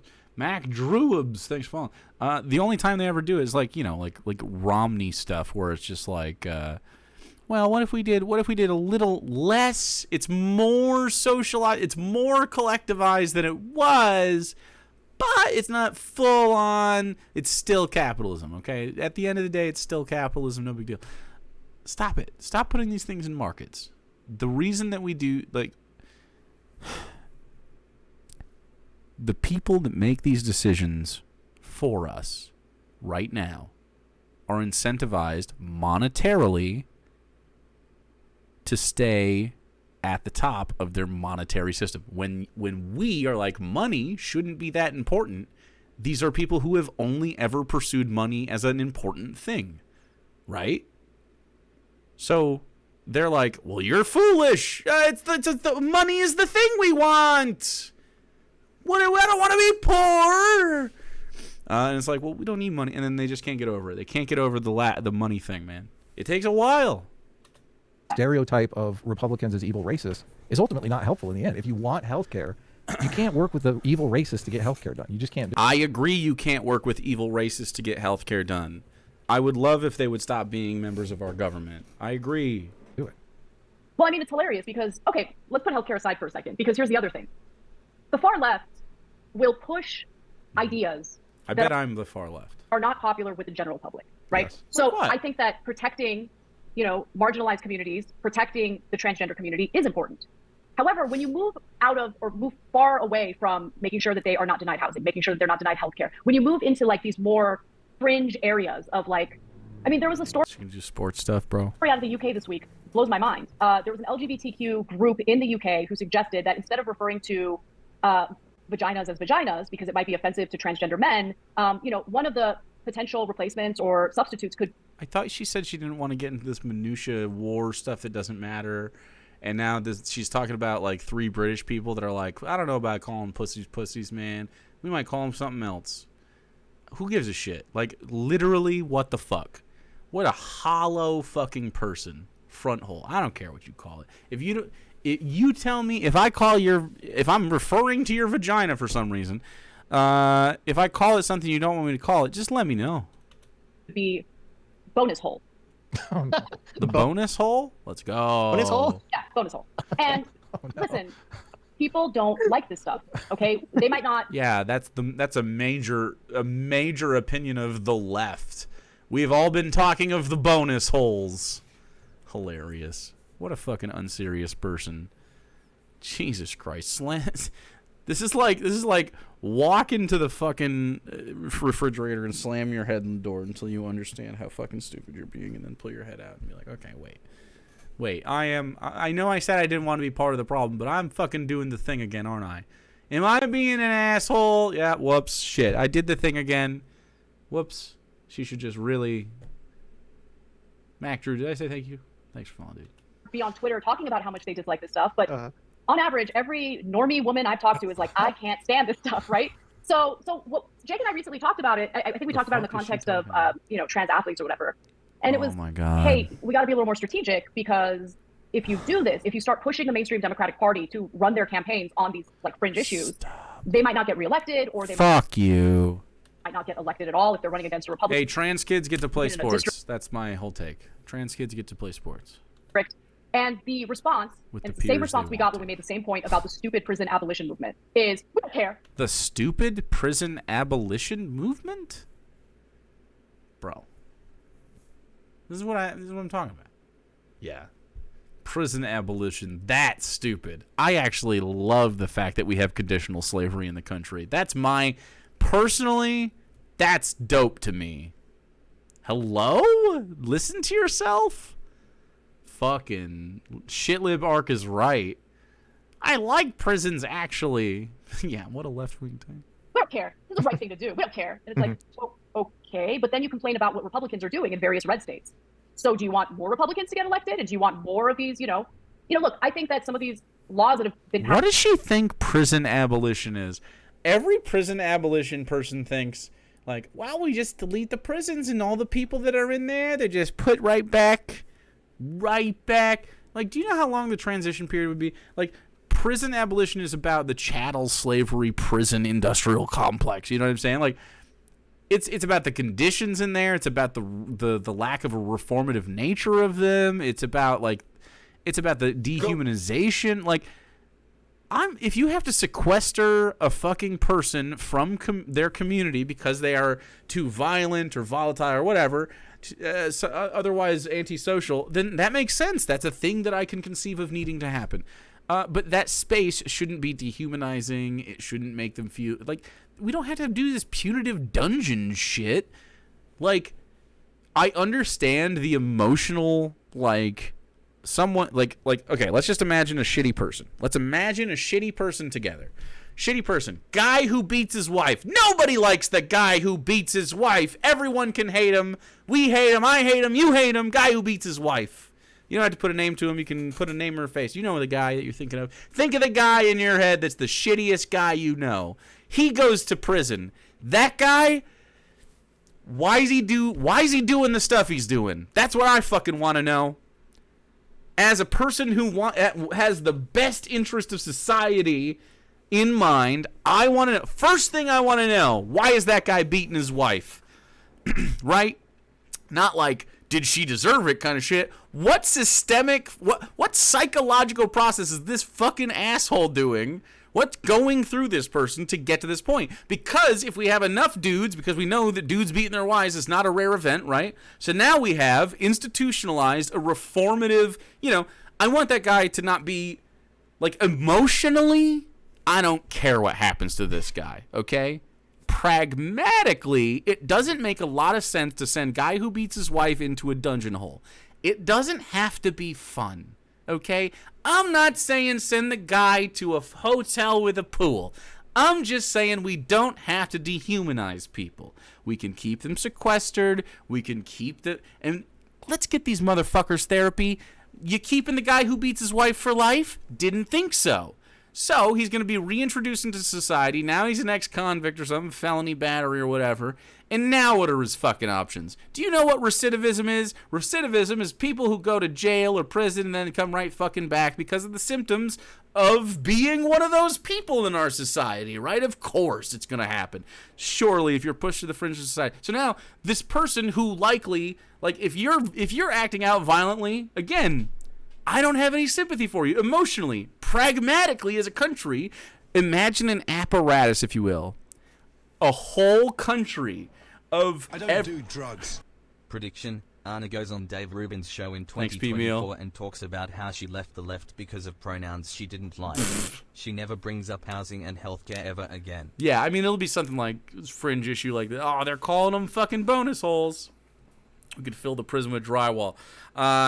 So imagine an apparatus, the entire country, we're talking about prison abolition. Imagine if every prison, whatever you want to call it, every prison, instead of being reactive and punitive, was learning why each and every person beat their spouse, okay? Every guy that's ever done it, we talk to them and we learn. Again, it doesn't have to be fun for them. I don't need them to have great food. They just need to have nutrition. They just have to have humane treatment. It doesn't have to be like, I don't know. They always get so weird about this. They're like, oh, it's a criminal. We have to treat him like dog shit. It's like, I mean, there's only a few subsets of criminals that I can conceive of that I'm like, yeah, I mean, fucking, you hurt kids. I really emotionally am not feeling my argument for this as much. At the same time, that's my emotions. Pragmatically, proactively, not reactively, proactively, while you can still definitely put that guy on a list and don't let him near any kids and shit. I want to know why that guy's hurting people, right? So now have a systemic communal response to these things. You're starting to learn, okay, here are some markers for people that are prone to domestic violence. Here's how we can stop them. Here's what we learned through talking to them, and here's some stuff that's working. Here's some things. Here's what our experts think that we should do to help the problem of domestic violence in the homes of people throughout the country. And you can just start to take crime as an opportunity to improve the lives of the people affected by it, right? Because that's what it is. It's about the collective well-being. It's a tragedy anytime a crime happens, but it's an opportunity not instead to just fucking feel cathartic about hurting another person. No, we should learn and make it better. We don't have to continue the cycle. And I think, really, we're the first generation, like, millennials and Zoomers are the first generations of people, like, you can see it in our art. People talking about their fucking problems. Sarah and I were watching The Bear. You watch fucking Ted Lasso. You watch, I don't know. I mean, you think of all these shows that you're watching, all the books you're reading, all the music you listen to. They're talking about the same shit. People don't talk about their problems, man. And imagine if we had a culture of all the people that have all these problems get the access to that they need. Bo Burnham. Yeah, I mean, great example. Our culture is such a fucking fetish for justice and revenge, and I honestly would not be surprised if a huge part of it was puritanical punishment, obsessive morality. Of course. And they say that we're the leftists that just want to fucking kill people. Whatever. Like, no, I don't. I hate to break it to you. If you're a Republican and you're a racist, I want you to have health care and dignified shelter and access to education and access to, all the stuff that I want access for everybody else, right? Sorry. Even if you're a shitty racist. I've never met you, and you're a shitty racist, and I wouldn't like you're a Nazi. I still want you to have health care and housing. Not emotionally, pragmatically. That's what I'm saying. This is not hard. But she doesn't get it because she's down in this fucking granular 17 British people came together and called pussies bonus holes, and now I'm mad. I'm sorry. Vaginas. Call them cocks. You guys, what do you, chat? Cock or dick? Which one's better? Like in Passed in various red states. For instance, banning gender-affirming care for adults, between the ages of 18 to 25. I think that's wrong. I think adults should be able to make a decision about their own bodies. I do think that there is a worthwhile debate when it comes to, hormone blockers and cross-sex hormones for children. Wow. And we should have that debate in good faith. Chat loves cock. What the fuck? But I don't want the pendulum to swing Chat far to the loves right. cock? I would venture to say the left feels the same way, except Wow, I'm not so dude. sure. Because to them, going on Twitter and patting themselves on the back for being the most pure is more important to them than strategy. It's more important to them than actually accomplishing the policies that they claim to want to accomplish. Every time I make that point, they'll be like, oh, but you don't even know. There are people on the ground, activists on the ground, working hard to make this happen. And it's like, I mean, I'm not blind. I see what's happening in the country right now. So you can tell me about, your imaginary on-the-ground activists making real change happen as we speak, but I'm not buying it. Mm-hmm. So it is what it is. And they can get as offended as they want. They can get as upset as they want. I don't really care. I'm not a mouthpiece for anyone, any political party, any political group. My obligation is to share the facts of the story with my audience to the best of my ability, and then do good faith analysis on those stories. I've never heard this from a right-wing grifter before, as they transition from liberal, soft liberal into neoliberal and right-wing spaces. What a strange thing. I'm more of a dick girl myself. Well, hey, look. And if they don't like my analysis, they can make whatever decision they want about whether they support or watch the show. Brooke, we had a flag idea. Someone remember the flag idea? And that's why I Punky say Gal? I might be engaging in a little bit of self-sabotage, because I don't know what the outcome of all of this is going to be. There is no big play here. I'm not leaving TYT. I'm going to keep doing what I'm doing, and I don't know what the outcome will eventually be, to be honest. I have a kind of contentious take. I'm curious how you feel about it, where, I look at the, you call them the small, loud minority on Twitter. That we have this kind of like far left identity obsessed, we don't care about practicality, kind of purity spiraling group of people. And, the reason I think that this is happening is that for whatever reason, there's been this shift among a lot of young people, especially online, where there's a shift away from the philosophy of liberalism into more of a socialistic philosophy. And do you see that happening from your perception? I do. I think that to some extent I subscribe to that. And look, honestly, I'm at a point where I want to be a little more pragmatic because I want to accomplish something. I want to improve people's lives, as much as we possibly can. And when you have a maximalist approach, you're less likely to make that happen, and you turn a lot of people off. Because they're in this like echo chamber on Twitter, I think they're under the assumption that most Americans agree with them. I think most Americans want a mixed economy. We're currently a mixed economy. I definitely want to socialize healthcare. That's like the area that I would say I'm the furthest left. But Just healthcare. I mean, I agree. I look, I'll vote with Anna Kasparian and work in this. I'll roll in the same direction as you on the healthcare front. However, I'm scrubbing ahead. It looks like public option for healthcare. She says this maximal approach. I'm not into piecemeal healthcare for people. I mean, obviously, to say I'll take it is so disgusting. This is the fucking point with liberals, man. Please, can I have a scrap of healthcare, billionaire overlord daddies? Like, fuck you. They are literally keeping a resource we have from people for money.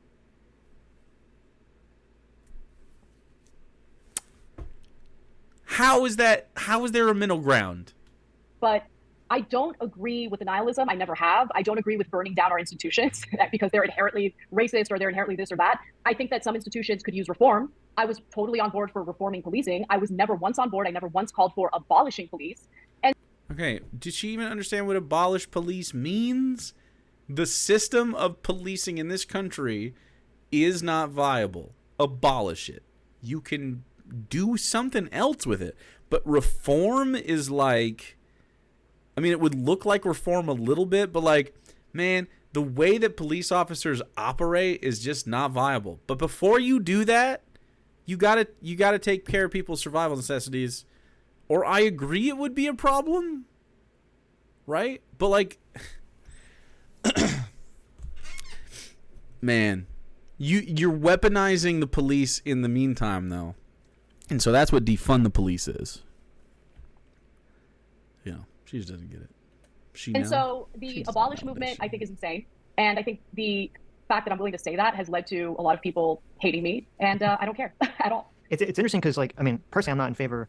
Yeah, I want a public option, but I'm not in favor of, like, economic socialism. But it's interesting to me that the movement, it seems like currently, it's kind of like the socialist energy in America right now seems to have drastically shifted away from economic questions entirely, and to just to take that kind of lens and put it on these cultural issues, specifically race. And that is very bizarre to me. It's like we just kind of lost, and this came up a lot with the affirmative action Supreme Court ruling just happened, where I understand. Yeah, because you're fucking, like, isn't he white, bro? People criticizing the idea that they don't think a colorblind approach would necessarily bring about racial equality or whatever. Like, even if I disagree with that, I understand what they're saying. The thing that's kind of frightening to me is people saying that the goal of colorblindness is either not likely, impossible, or not even desirable. And to me, that's a drastic shift. Like, okay, I understand you want to do things to get there, but the goal should still be kind of this liberal notion of colorblindness at the end of the day.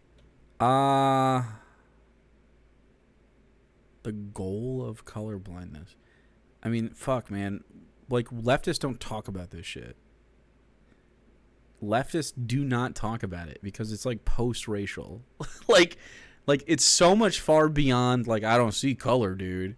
Because, like, dudes that, like, I don't see color definitely see color and then act funny around, like, black people and stuff. Like, like, I think it's okay. I think it's not about color blindness. It's not even about race. Like, it's the same way with, like, gender abolition. Like, leftists want all of it abolished. Like, all of your granular little social fucking hierarchy things. It would be much better just to, like, abandon all of it. That said, because of the way that we have... I mean, the way the world has been foisted upon us that live now, like, conceptually, colorblindness, liberal colorblind, the idea of, like, being post-racial and stuff, yeah, that's like an ethically sound leftist position, I think. That's, like, a normal thing that a lot of people want. But, like, to understand it would be more like, that's the ideal, but with the caveat that leftists acknowledge... modern leftists, current leftists that exist right now, acknowledge the racial history of the world and the cultures that have sprouted up in response to those cultural, I mean, obviously American slavery is the thing that pops out, but, like, there's other versions of that everywhere. The Native population and, Asian American population, with Mexican population. There's so many different versions of it, especially in America. And so it's a similar problem to why liberals can't ever not see money in interactions like this. Got spammed, didn't see it. It's so hard to talk to liberals like this because they just don't think foundationally proper, right? Like, maybe that's a little condescending. They're not thinking about the stuff in the same way that we are when we talk to them about it. And that's what I try to tell leftists and how they talk to people about this stuff. Because I don't feel like when these two have conversations with leftists that they're good faith at all. They're doing this because Anna Kasparian is a big name and it's a good get for their channel. And she's agreeing with their she's not fully agreeing, but they want to be nice to her because they want the right-wing thing to happen. And so it's like, I don't think either of these guys come across as good faith ever.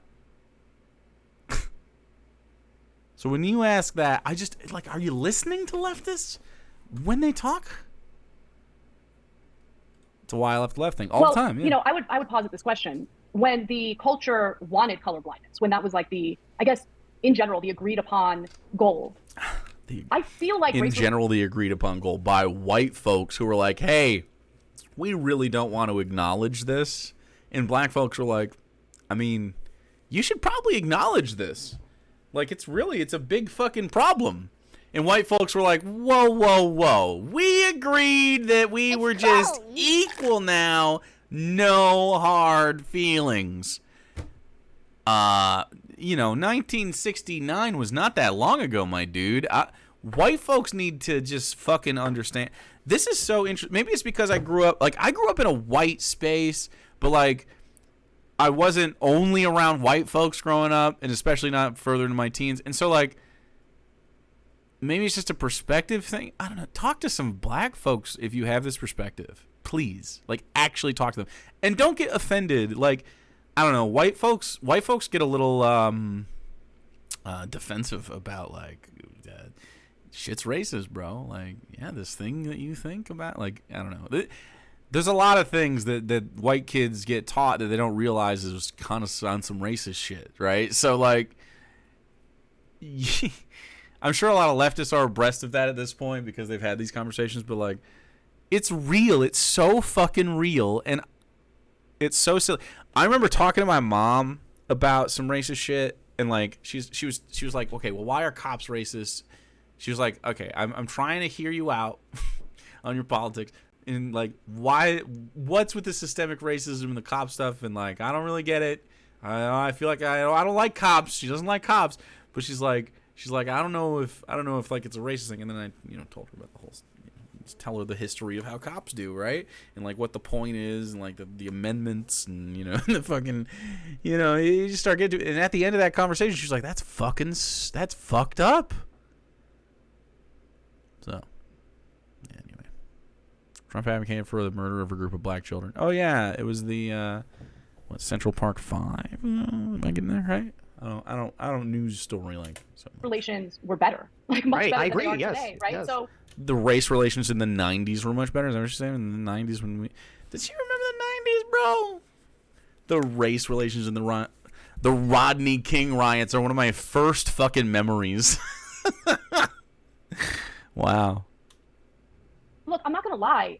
Sometimes I'm a little scared or I'm afraid of like talking to people who are outside of my race because I don't know if I'm going to unintentionally step in it, right? Oh my God, bro. This is the problem. I mean, this is the problem. That's fucking grody, dude. That is a bad look, Anna Kasparian. This is the thing that I think she's gonna get panned over most, right? She just went and said, yeah. Sometimes I'm a little scared or I'm afraid of like talking to people who are outside of my race because I don't know if I'm going to unintentionally step in it, right? Yeah. Like there's, and I hate that. Right. Like there's this like, I don't know, it's like frigid, because like if all of the message is toward me and people who, I'm Armenian, but still they call me white passing. So, just got to go with that, right? If people who look like me are constantly told, you are inherently racist. Okay. You are inherently a bad person. Mm-hmm. Oh my God. She's really fucking in on this shit, man. Okay. Senior Reaper, thanks for the 100 biddies. I'm scared of talking to non-whites, said the woman claiming not to be racist. Yup. Yeah. Okay. So this isn't what you want to hear, Anna. Yeah. What you just said was you were on some racist shit. That's okay though. Like, man, I mean, it's okay if you fucking can realize it. Like, you were taught this kind of stuff, man. It's not necessarily. Okay. Not every white person is a functional, active, practicing racist, okay? However, Anna, every white person benefits from racism. It just is what it is. And every white person that I've ever known has probably had one of their older relatives, likely their dad or an uncle, instill in them, or just family members. Like, most white people I've ever met, and including myself, have learned things that were racist that they didn't know were racist. Okay? Every fucking one of us, whether it's a slur or a just a fucking microaggressive thought you have in your head. I knew, all sorts of fucking little myths about other races. The totally thing that happens. White people do not realize, and she definitely doesn't realize, and she's like, oh, I'm Armenian. I mean, we could talk. There's like a video, I think it's in my cleanse, a video like, oh, why how Armenian people went from like being considered a minority group in America to being considered white. Like, let's be real, it's just a passing thing. And so society's going to treat you a certain way if you can operate within Western, white, normal social customs, right? And she is like a suburbanite. I mean, it's no problem. You can live that way if you want. She looks like a suburbanite. And so, yeah, that's totally acceptable within, like, white hegemony. And so she's not offensive to people's sensibilities because she helps promote it.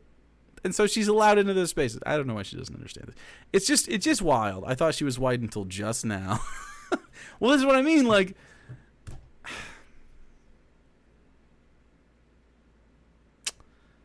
aren't a lot of Armenian immigrants super right wing? I mean, I don't know. I have no idea. As a prairie Canadian, I was taught some racist ass shit about indigenous people as a kid. Yeah, I mean, it just happens, dude. There are white wasted back and brown. Well, I don't know what that means. What? Weren't you just spamming my fucking shit earlier, dude? Happy 4th of July. There are white wasted. Okay, man. All right, you got like one more shot. An Armenian young Turk. The right used to call her a Jew back when they still hated her.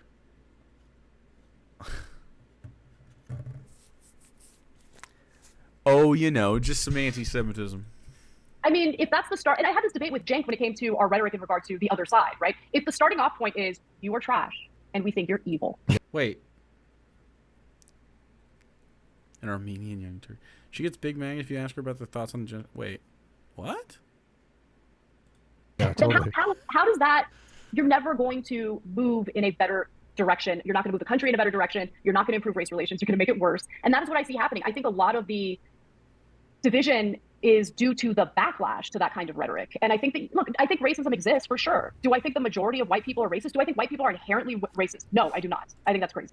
I agree that white people are not inherently by nature racist. Systemically speaking, white folks come from the roots of racism. Like the prosperity that any white family has ever experienced in America has almost certainly been directly profited by systemic racism. I mean, just as a fact of nature. And so, like, that's the system we live in, and that's okay. Like, it's not my fault. It's not your fault. I was born again.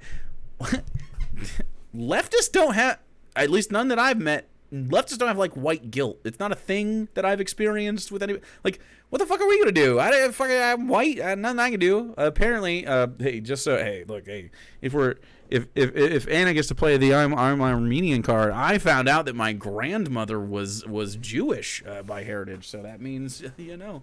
But I have known the culture, so like Anna Kasparian being like, look, I'm on technicality.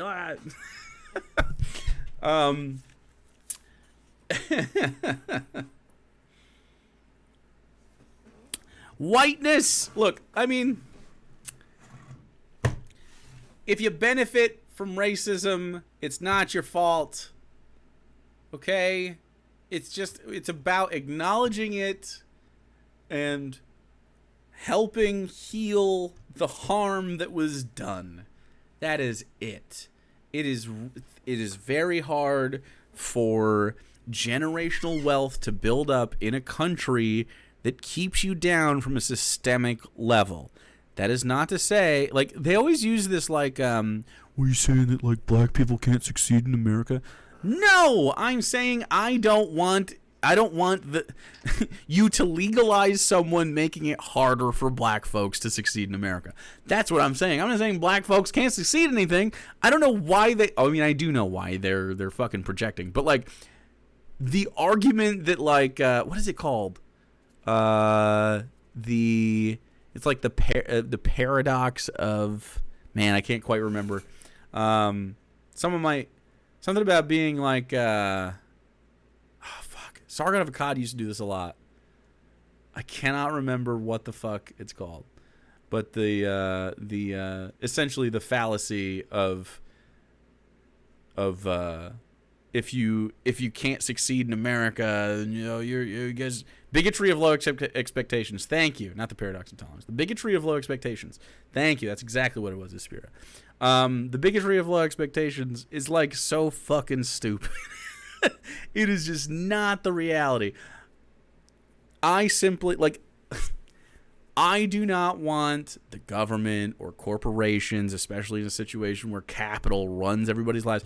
I do not want these people to have the ability to tell any group of people that they can't get houses or can't get fucking loans, whatever it is. Yeah, that's a racist stereotype. Yeah. I mean, it's just as racist to say, black people are inherently dangerous and violent, right? That's a disgusting and racist thing to say. Why is it okay to have some generalized stereotype about white people? I think that's wrong as well. Look, when we covered a lot of the critical... A generalized stereotype about white people... It's not a stereotype that white people benefit from racism in the country.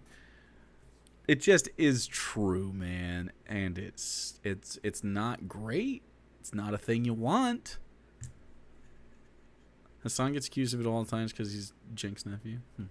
Race theory debate that was going around. It's kind of gone away momentarily, but I imagine it'll probably come back with an election coming because obviously they're going to use it to hit DeSantis.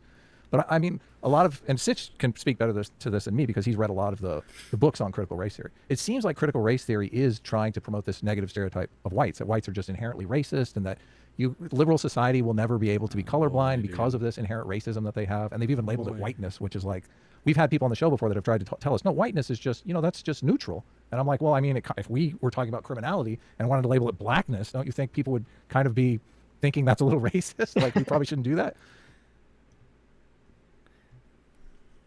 Okay. Can white people stop pretending that this really affects them? Like a little bit of our own medicine, I think, is warranted in the situation, my dude. Like a little bit of like, you boil your chicken, you don't salt it, stuff like that. Like, I mean, it's real. It's a real fucking phenomenon. Can't we make fun of ourselves, man? We can have funny joke. Oh, it's just a joke when I do it about some other race or some other minority or some other ethnicity. But now we're making generalizations about white people. We get really fucking pearl clutchy about it. My free speech goes out the window, and now I'm offended. You fucking pussy little bitches, dude. Fuck each and every one of you. What a bunch of little fucking losers. I absolutely hate this shit. It is so fucking patronizing. As a white guy, there's no systemic racism. If there was systemic racism being lobbed at me, or it was just like off and socially, if you're just like, yeah, man, white people are on some bullshit. Here is the statistics of white women voting for right-wing people. Like, yeah, man, there's a cultural problem in white spaces. It's a thing. We're not, like, they're saying this colorblind thing. Nope, not colorblind. Would love to be. However, there's a lot of white spaces. As a white guy, I got some inside information. They're low-key racist on accident. They don't even know they're being racist. I was at the family reunion the other day, okay? Old people, we got some like middle-aged people, we got some my age people, then we got some young folks, right? We got a mixed bag. I'm talking to these people, man. The topic of, boy, our parents sure fucked us up, came from every goddamn generation except the little baby kids, right? Because they don't know. And so, like, literally just happenstance, Sarah and I were walking around my family reunion, and we just had conversations with people that were there. And, like, my uncle, who's in his almost 70s, was talking about how, like, yeah, my grandpa was a little abusive. Oh, but we don't talk about that. We don't talk about the good stuff. And he bailed out of that conversation. And then it was like, yep, there's systemic problems with the people that had to go off and fight wars. He even acknowledged that. He's like, yeah, I went off, fought wars, and came back and didn't know how to be a dad and stuff. Like, like, man, we could talk about all that shit, but we can't talk about how white folks have some similar experiences, and white folks being structurally racist together is a thing. It's real. The topic of racism came up at this event, and my cousin, who's old, she's like older than me, so she's sort of like She's like in her almost 50s probably, and but we've always like connected, and I don't want to put her on blast. She back in the day, she said something to me that I thought was a little ignorant, right? I didn't really hold it against her a lot, but it always stuck with me. And this last time we got together, she talked about how much she had learned from her son, my second cousin, about like just all the racist shit she learned that she didn't realize was racist. And she fucking admitted to me that like she used to like look at pictures of like little black kids and they would laugh, and I was like, bro, that's fucking racist. And she's like, yeah, I know, I was a little racist kid, they taught me to be racist, and she was like, and I'm so glad I don't fucking, like, I didn't realize I was I was like, dude, you were a fucking little racist person. Yeah, it was weird. Anyway, so people learn that shit and they don't even realize it. They don't even, like, it's harmless. I'm not saying the N-word. I don't want slavery to happen. I'm being racist.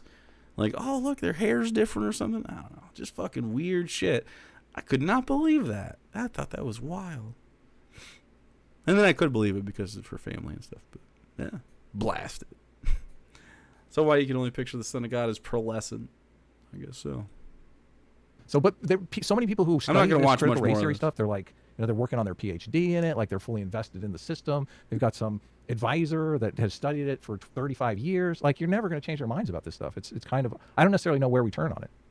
I mean, look, for academics who have dedicated their lives to that type of curriculum, yeah, I mean, they've dedicated their lives to it. It's pretty deeply ingrained in their minds. It's kind of difficult to reverse that. But, you know, the whole thing, look, I don't agree with CRT. I don't agree with that theory. I don't, whatever. But my issue with the right was that they were making it seem as though CRT, which is a graduate level curriculum, is being taught in like elementary schools and stuff. And so I would have preferred for them to be a little more precise in what they mean, right? Because if they want to say that certain elements of critical race theory have now infiltrated mainstream public school curriculum, okay, that's an interesting point to make. Can you show me where? Show me specific examples. Then we're having an actual conversation about it. But overall, I think that it's incredibly divisive in a pluralistic society to make generalizations about any group of people.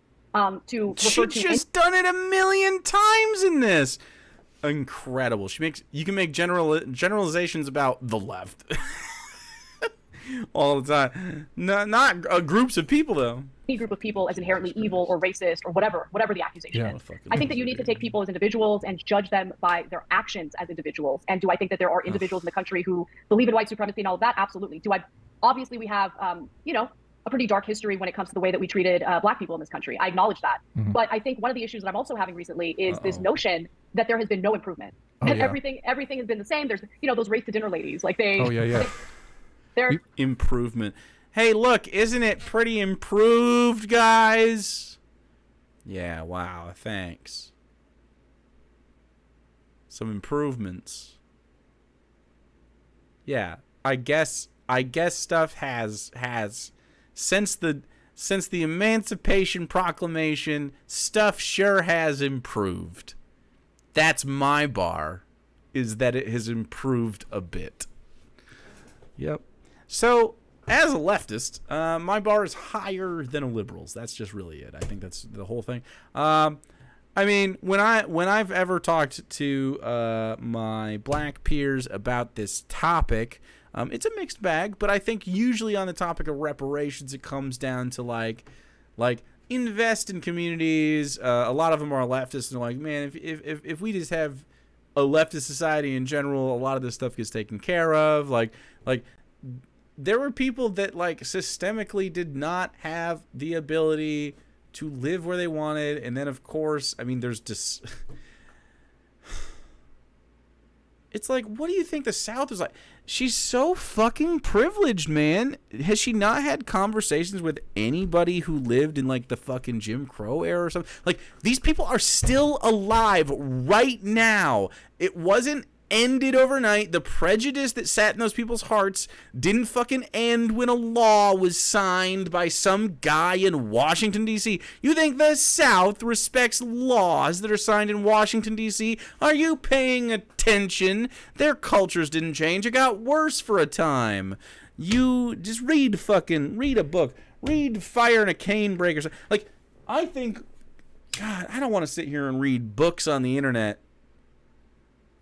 But man, we need to as a community, Anna Kasparian, you're a honorary white.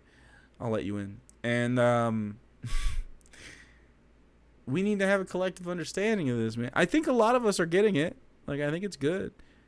But, like, there's a whole group of fucking people. And it's not just black folks either. Like, that's obviously, like, oh, man.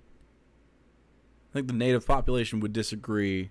I don't know. I guess we don't have to compare them. But, like, two very egregious effects on two populations. Pretty much in tandem, but handled separate ways. Like, how do you even fucking begin to repair something like that? And so it's like, when I see fucking white people, how's Anna gonna be put out by reparations and shit? How's Anna gonna be put out by any of this shit? Whose interest is she serving here? I'll tell you this. My quality of life as a white man, which is very important apparently, is not negatively affected at all if every single, like, I don't know, like these guys are like, well, you gotta cut a check. I don't know. If you decide you want to cut checks to individual black folks, I don't give a fuck, man. That's not really what's gonna happen though. Like, can we just allow people to have their freedom from oppression a little bit, man? Like, do we have to enforce the oppressive aspects of society just because we used to? It seems so stupid to fight for these institutions that don't serve for the betterment of each other. And I just don't see, it's patronizing, man. Like, I don't see how my experience as a white man is improved whatsoever by negatively affecting another person's fucking life just because they look different, man. And like,